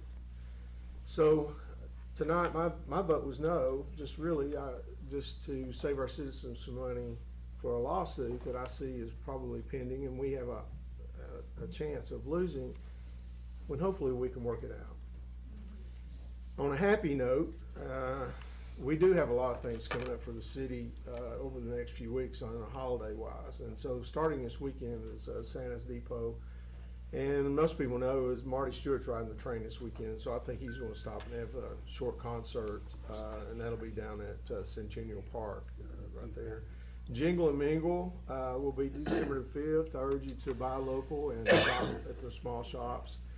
And Kingsport Christmas Parade is December the 7th. That's always a fun night.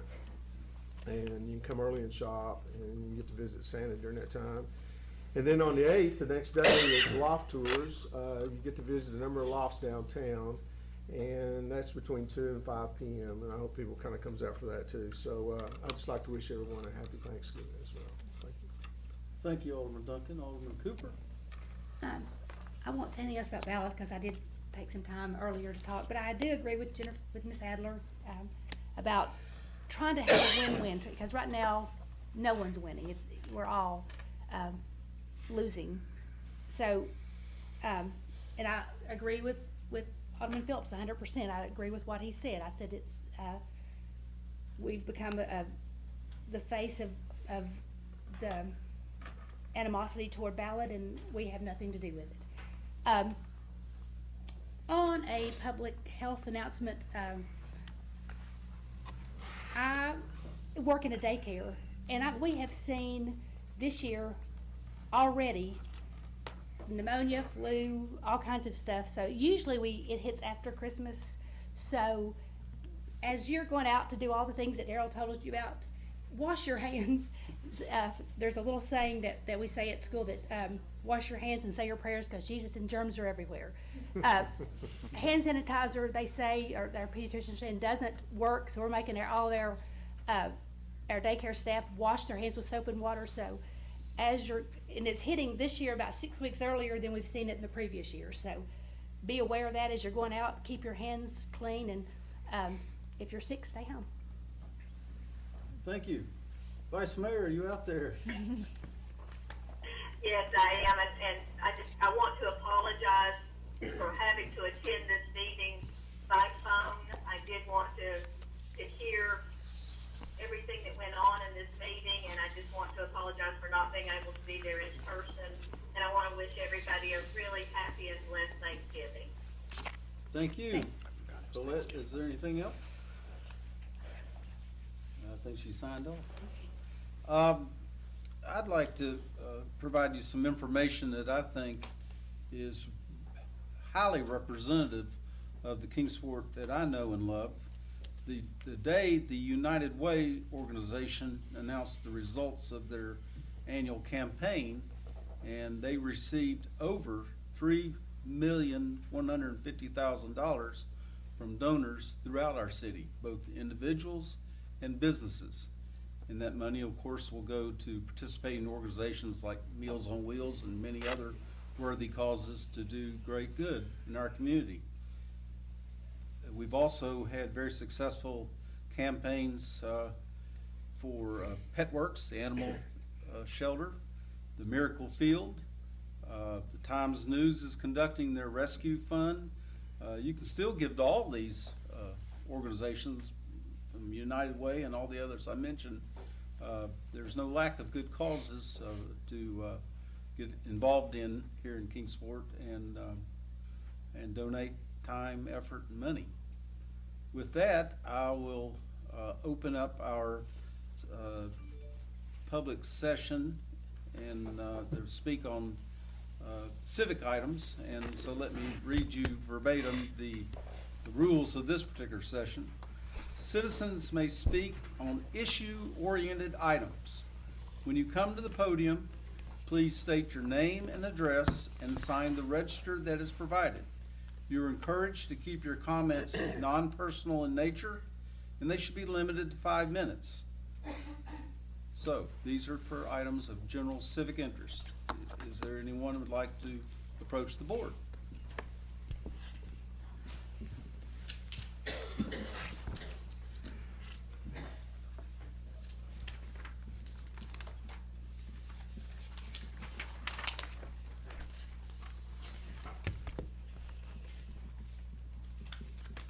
My name is Lou Ann White, and I live at 1629 Leaside Drive. Thank you. And there was something that last BMA meeting I kind of was curious about, and I usually look around at a lot of the selling of property and stuff because I own several pieces of property in town. I own several pieces of property in Scott County, Virginia. I own property in Russell County, Virginia. So I'm real curious, and I look at transfers and stuff.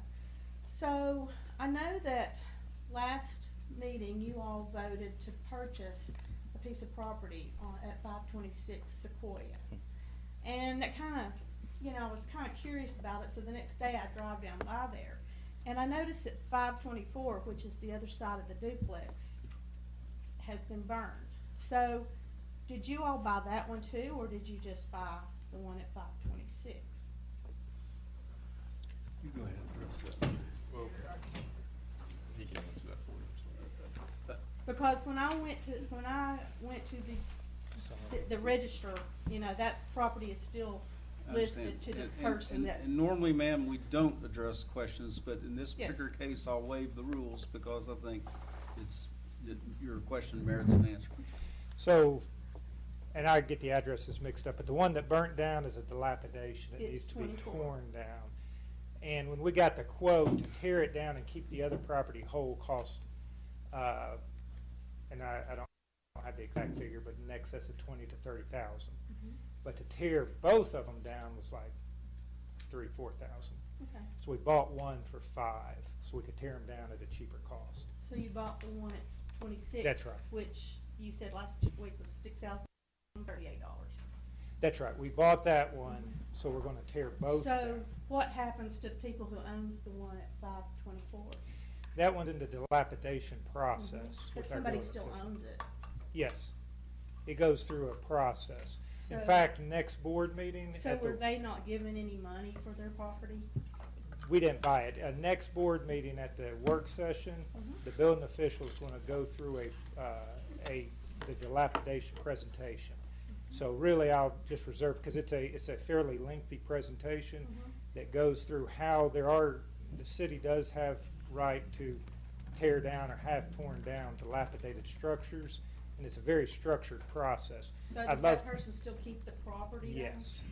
So The the person- person that owns it still keeps the property, and then you all charge them a fee to tear it down?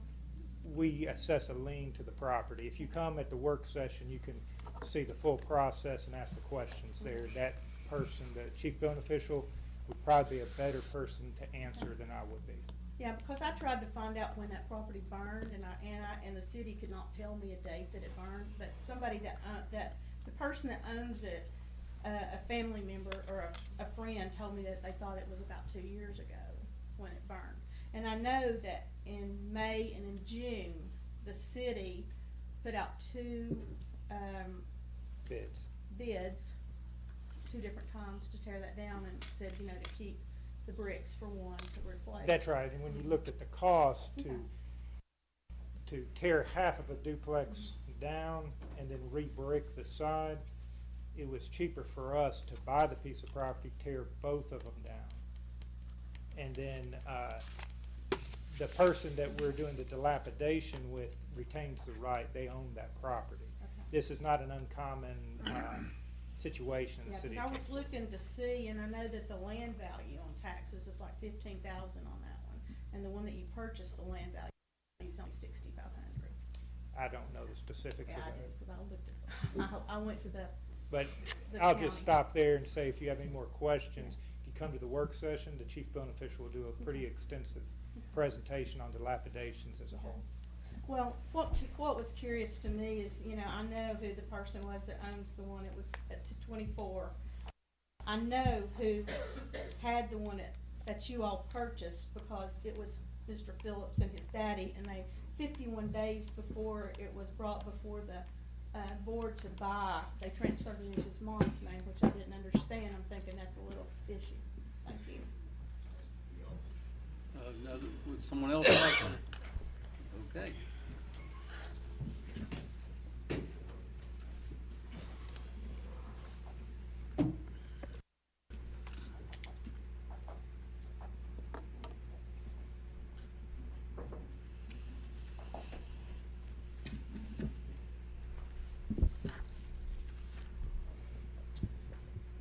Michael Admire, 371 Pickens Road. Ladies and gentlemen of the board, I stand here to bring your attention to the plight of the rural region known as Kingsport South. I and my neighbors, the residents and property owners, are here tonight to show the disapproval for our circumstances and to request action from the city board. Our area, comprised of farmers and cattlemen, was annexed by ordinance of a previous board in 2012. The annexation took place against the wishes of the residents, which were made known to the board at that time. Now the city is attempting to run approximately 1,500 feet of sewer line across our various properties to force the connection of 6 homes. It is the utmost desire of the residents of Kingsport South to stop the construction of the sewer and to pursue a timely de-annexation from the city. It is the opinion of the residents of Kingsport South that being part of the city offers no benefit and in fact is hurting our way of life. Beginning with the sewer project, these homes have perfectly functioning septic systems. We have no need of sewer services, and the permanent impact that the required easements will have on our property is significant. It will prevent us from being able to fully use the land that we have rightfully purchased and will offer no benefit in return. Aside from our sincere desire to prevent the negative effects of the sewer, we also submit that this area has not and does not benefit from being within the city limits. We do not have access to public transportation. We do not utilize the Kingsport City Schools, nor do we use the city libraries, etc., as there are closer options. Thankfully, our area is peaceable. However, the singular time we needed police assistance, we got caught in a jurisdictional debate on which law enforcement agency was responsible for responding. Please advise how we as citizens are benefiting from being in the city when we cannot even have faith that our emergency services will assist us. Not only do we not benefit from being considered part of the city, but we suffer from it because we were forcibly annexed. We are now taxed double. We have to abide to certain city codes that are not only illogical, but harmful to agricultural areas. And we are restricted from contributing to our community because we are unable to fully utilize our property. Please understand that the residents of Kingsport South acknowledge that there is an appropriate time for the city to annex areas. There is a place for city government to support the peaceable community of urban and densely populated areas. However, this area, Johnson City, Kingsport, and Knoxville specifically, have shown such a blatant disregard to the rights of property owners that this issue is now being reviewed by the General Assembly. The Senate has already passed legislation, and the House is currently reviewing how to curtail the unjust infringement of cities on agricultural land and how to protect the rights of farmers and prevent the progressive agendas of forcible urbanization. It is our understanding that at the time of the original annexation, the board assumed that the Tri-Cities Crossings development would encourage urbanization of the area. Though it may have been a fair assumption at the time, the development has since failed, and the residents of the area have not wavered in their desire to focus on an agricultural existence. Our request for de-annexation is especially urgent given the legislation that is in action. It would be fiscally questionable to continue to force the sewer and de-annexation when there is a significant potential that the state will soon force a de-annexation requirements on the city anyway. As head of my household, my utmost goal is that we be hard workers, peaceable members of our community, and godly Christians. It is our desire that we be able to serve in our community in any way possible, including providing fresh local foods for the residents. It is our sincere hope and desire that the city will recognize the importance of supporting such agricultural endeavors and honor this case with de-annexation. In summary, to the Board of Mayor and Aldermen for the City of Kingsport, I and my neighbors ask that the board carefully and respectfully consider our request for the annexation. Thank you for your consideration, and we prayerfully await on the board. Sir, could you say your name again, please? Michael Admeyer. Thank you. And there's you said 6 residents in this section that you're, No, there are actually 8 residencies in the area. The sewer system, the way that it is designed, would only connect to 6 of the residencies, or force the connection. thank you.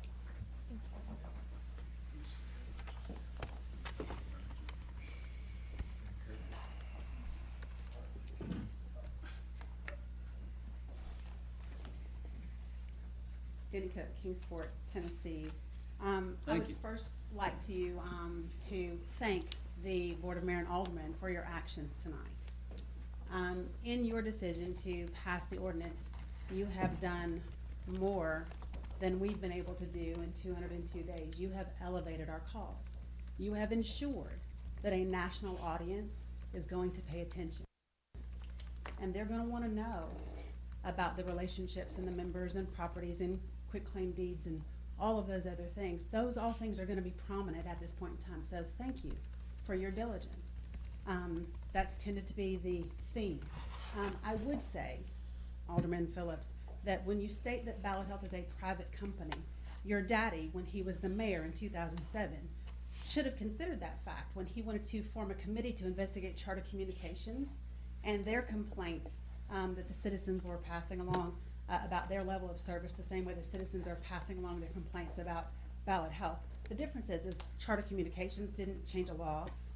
Charter Communications wasn't a nonprofit, and they weren't a medical monopoly state created, actually dismantling our hospitals like Ballad is. But, you know, I guess your dad had an exception for that rule. When it comes to the Public Hospital Authority, it is not required that Ballad Health sell a hospital. That is not the way that piece of legislation works. I would like for anyone who would like to find out about this piece of legislation, schedule a meeting with me. For those of you all who have said that, I believe it was you, Alderman Duncan, said that you were concerned about lawsuits. That is a fair argument, because in the time that you have passed that ordinance, 44 of your residents have expressed through a poll that they are willing to sign on to a class action lawsuit for injunctive relief against the city of Kingsport. That is a fact. I'm looking at it. Go to Facebook. You'll see it yourself.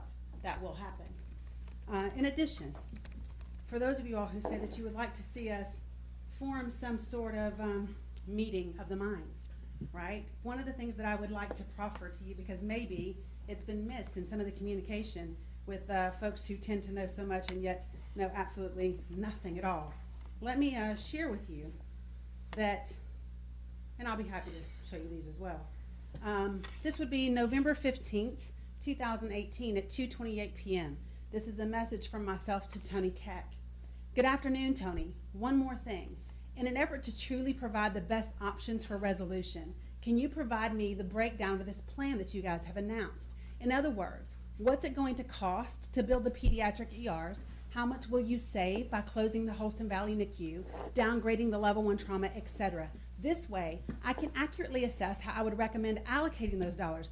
I'm happy to sign an NDA as I understand the sensitivity of this information. Tony's response, Danny, I can't really send you anything proprietary, NDA notwithstanding, but I will assemble for you a number of plans related to our merger, which are public, but probably not read by too many people, which outline our new investments in population health, behavioral health, pediatrics, and rural health. Essentially, it's incremental spending of $308 million over the next decade, much of which is funded by merger savings, which y'all know that means cuts, right? Which are coming from many places. I'll take whatever you can send, and I appreciate it. So for every single one of you that sits back and wants to criticize me and where I've come, if you thought that my plan was to come and sit outside for 202 days, to miss the last summer that my 5-year-old grandson had before he started school, to miss Bella's second year for her NICU homecoming, if you all thought that this was my optimal plan, that somehow I'm getting so much out of this, I just needed so much attention that I offered to sign an NDA, get over yourself and get a reality check. I have never in my life seen people in positions that have been so assumptive, so presumptive, to read emails of your choosing and then not have the decency and respect to look me in my face when I'm addressing you. It is beyond anything that I have ever seen. Alderman Cooper, I've never said a negative word about you. We've had a meeting face to face. Same thing with you, Alderman Adler. Tommy, we've had many a conversation. Daryl, I've spoken with you briefly as well. I have always been respectful. You might not like what I have to say. You might not like the directness with I say it, but I have not been demeaning. I have not been belittling. Have I shined a light? You bet I have. And it just got a whole lot brighter for many of you. Thank you.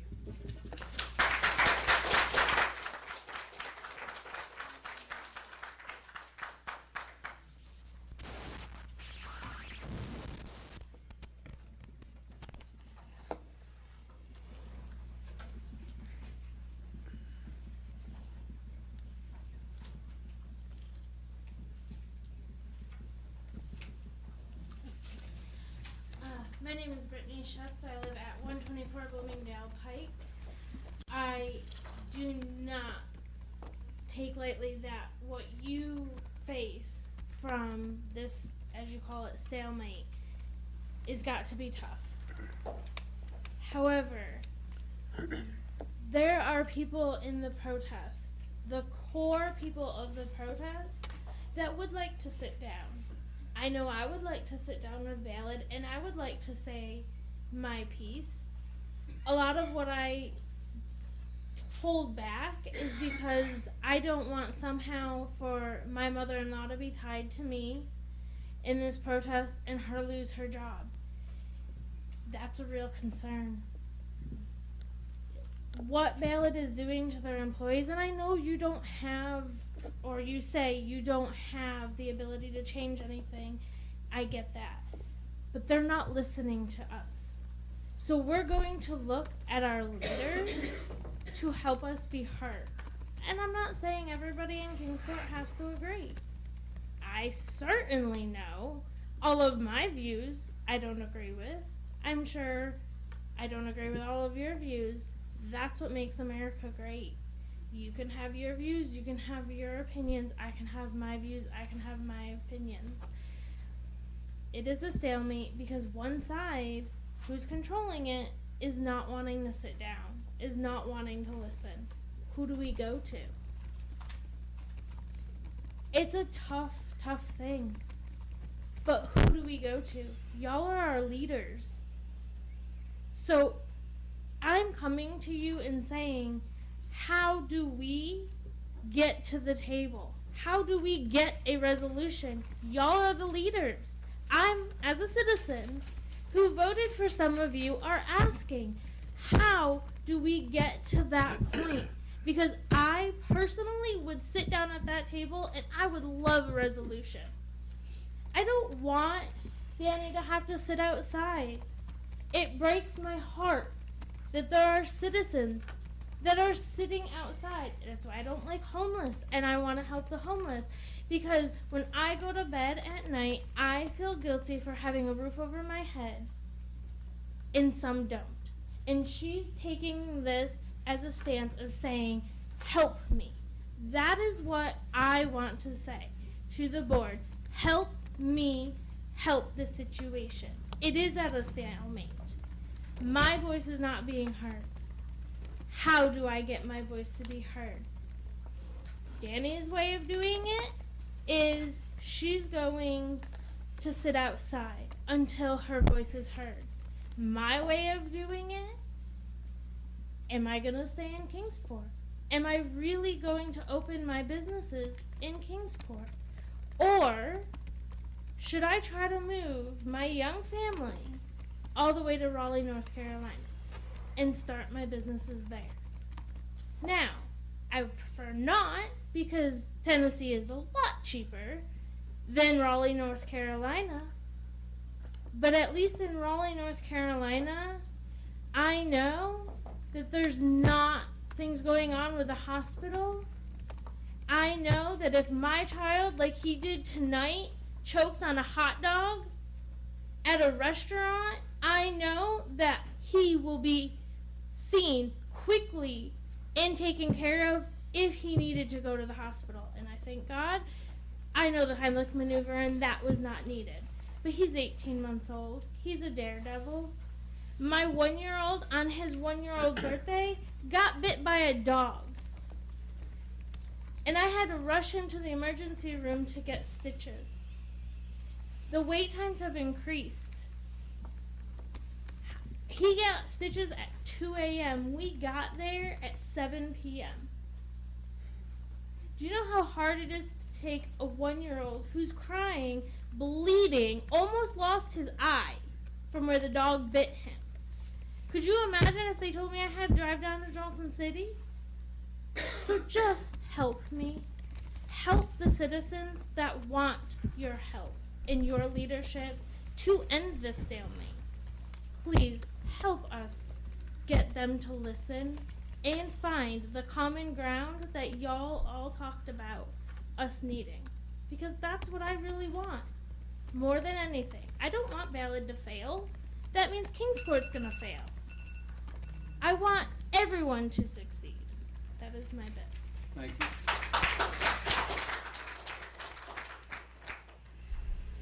My name is Carolyn Gibbons, and I live at 1620 Lease High Drive.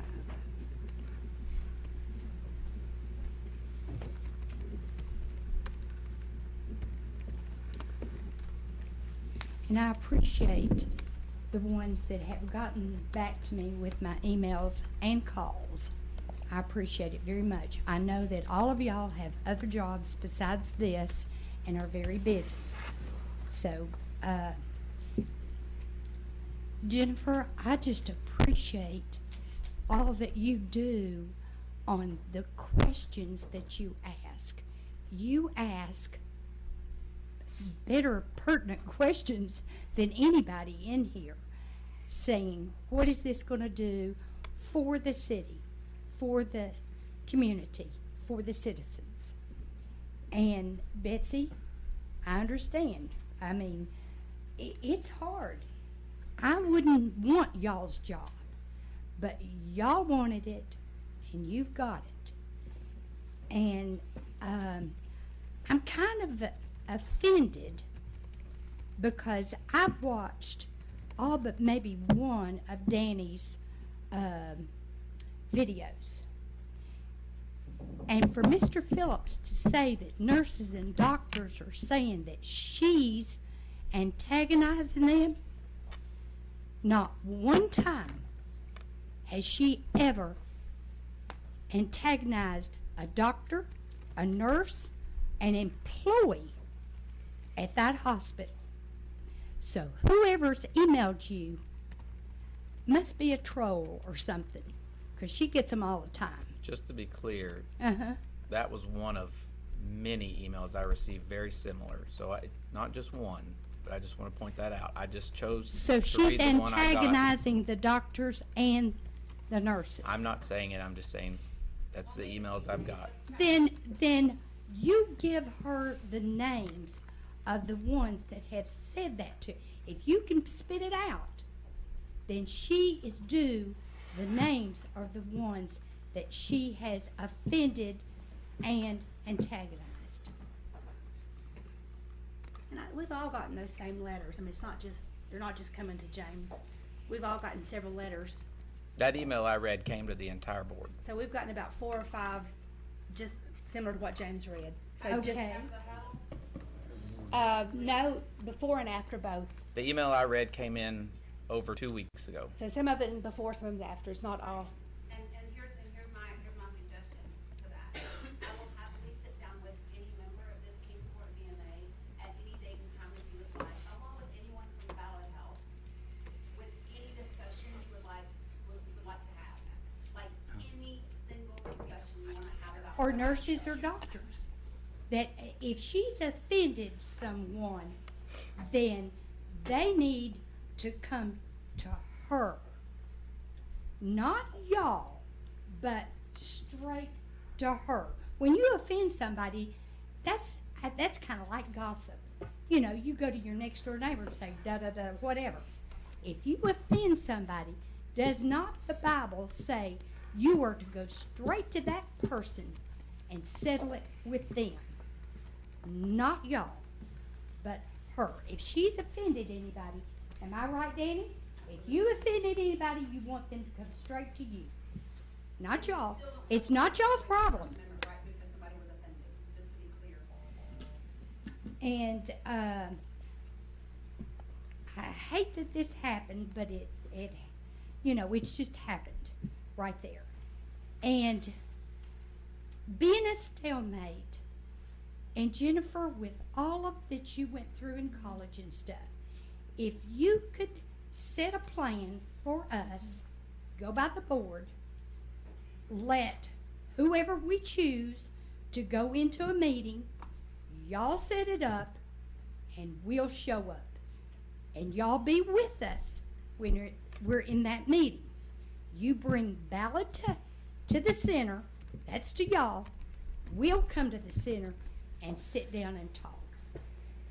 I mean, we've asked Ballad several times for meetings and get kicked out. You know, like, oh, I'm sorry, we can't make the meeting, or we won't meet, or whatever.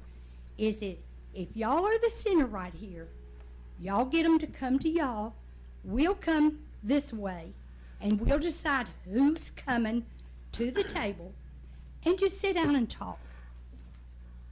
Is that agreeable? I mean, do we have to make a resolution or whatever? I don't know how this goes. I mean, are y'all agreed that y'all be the ones? Let's see if y'all can make any headway, because we sure haven't. And we do not want Ballad to fail. We need that hospital. All right, they've set up a new committee now. It's a Ballad committee. I know quite a few people on that committee. Excuse me, ma'am, do you mean the visioning committee? The visioning committee, yeah. Thank you, go ahead. It is the Ballad committee. They've already admitted that. I mean, Ballad's the one that put it out. Those citizens are all volunteers. Correct, but they ask them to come in. We could put up a committee. Y'all could put up a committee yourselves. And that's kind of what the hospital authority was. You know, y'all make the resolution. We make the, you know, say, ask this person or that person. That's what committees are, is being asked to it. It's asked to the table, and you volunteer. We just need for this to be resolved. Everybody's tired of it. But with all the money that Ballad has, and we have none, we need influential people from this community. You're letting influential people out of Elizabethton, Carter County, and Johnson City rule this city. It's inevitable. I mean, it's like, well, we're country, but we're not stupid, you know. I mean, can you all not see that? I mean, Johnson City is now, I call it, taking over Kingsport. Really? Sort of. Now, I don't want to give my tax dollars to Washington County. Kind of don't want to give them to Bristol, but it would be okay. But I'll never, ever give it to Washington County. I'm sorry. But I appreciate you, Jennifer. I appreciate you, Tom, Betsy, and Daryl. Mayor, you sort of disappointed me for a while. James, you got a lot of ways to go. Maybe you can make it up later.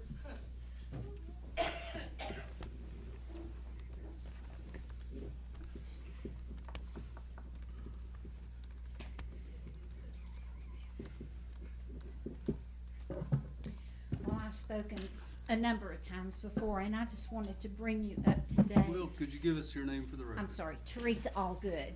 I live at 2128 Long Green in Ridgefields in Kingsport. I first brought to the attention of the previous board my experience with Ballad. I've been in treatment at the Allendale Cancer Center since 2014 for my infusions for medical issues.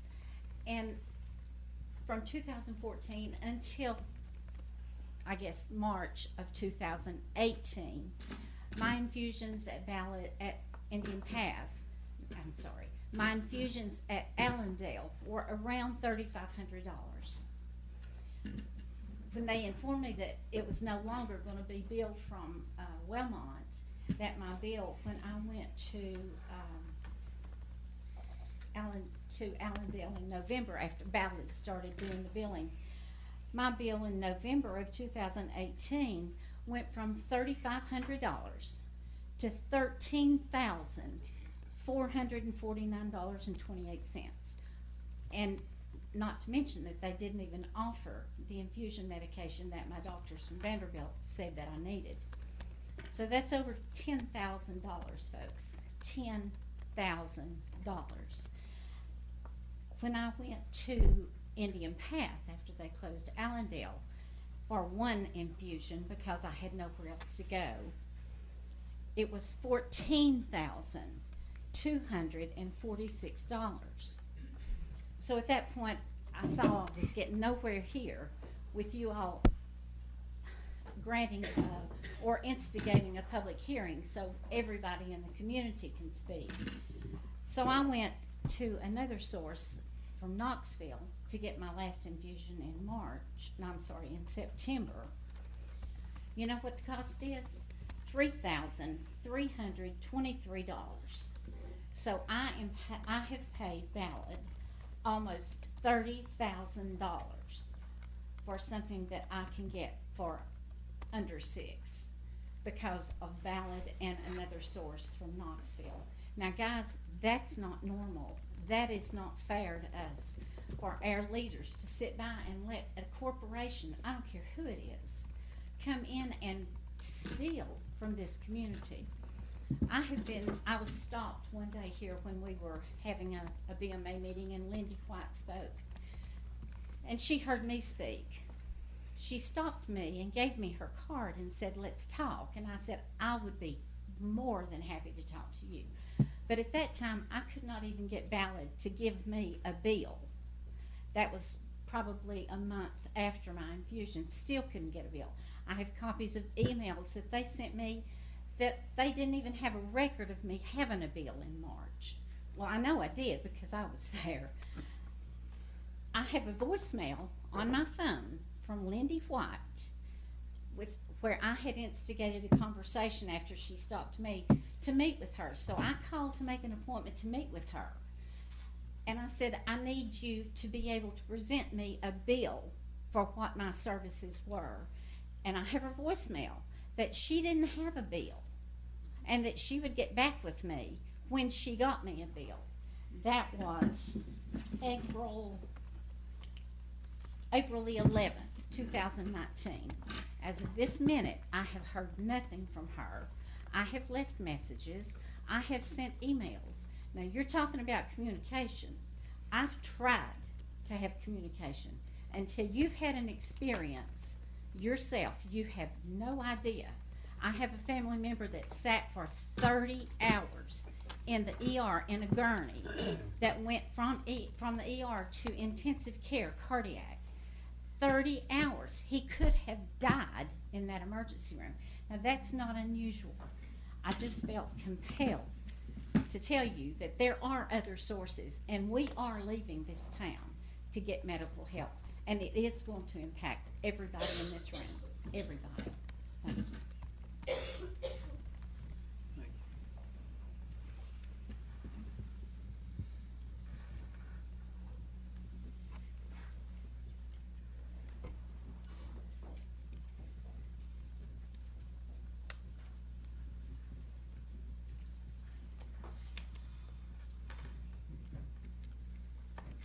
Good evening. My name is Brian Bowling, and I live out on Pickens Road, 341 Pickens Road. And I won't take up much of your time, but I just wanted y'all to know that Mr. Admire is not alone in what he is saying. in reference to the annexation and the sewer that is going, that is planned to go in our area. My family and I, when we bought that property, we were allowed to go on it, became quite good friends with the owner of it, and he would give us access to go up there, and my wife and our 2 children would go up there and sit and pray on it, because that's something that we wanted, you know, we'd like to have a little bit of land, at some point in our lives, and it took everything we had to make that happen, and that we were blessed with it, and of course it's still not exactly like we would want it, but that everything comes with time. But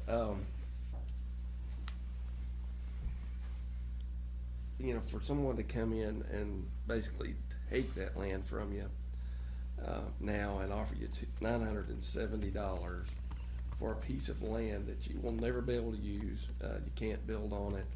Of course, you can go across it, but when you've got some acreage that you plan to be out in the county, I don't have anything against the city, but we would rather. We did live downtown way back in the early '90s, but that was something that we just decided that we would rather be more out in the county, and ended up moving out that way. But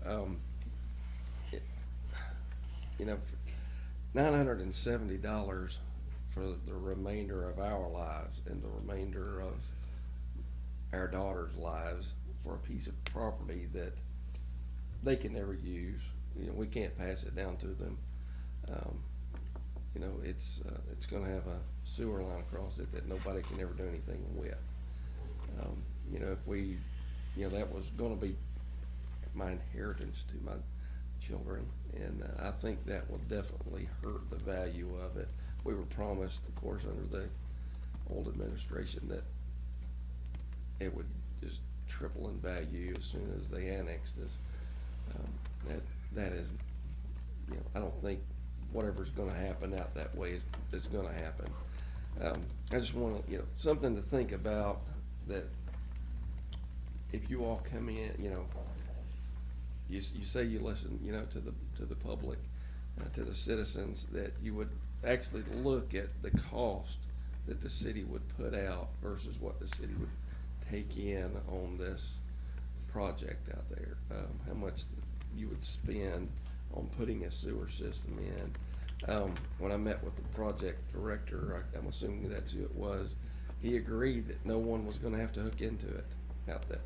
That we're so far off, we'd probably go bankrupt if we had to hook in, because our house is at the back of our 9 acres, and this is, I'd have to run a quarter of a mile of sewer line on my dime to hook into it. And it just doesn't make a lot of sense money-wise for the city to spend the money to put this system in when technically nobody would have to hook in, from what I was told anyways. It just seems like the city's money should be, would be better off spent downtown, where, or more close to the downtown area where things are, getting,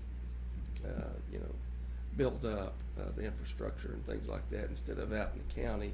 And I don't mean any disrespect, but I doubt maybe any of you all probably couldn't pinpoint where Pickens Road is at right now.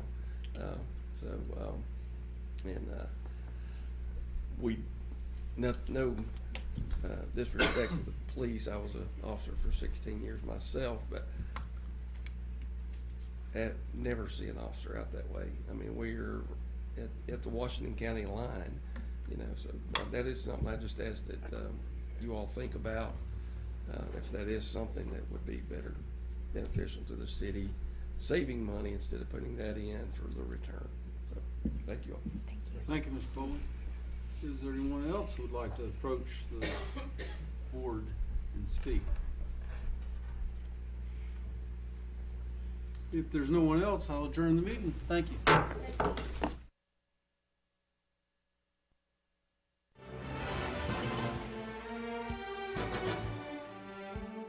Thank you for joining us for this evening's Kingsport Board of Mayor and Alderman meeting. This program has been a production of the City of Kingsport in cooperation with MC Productions, Milligan College, and Charter Communications.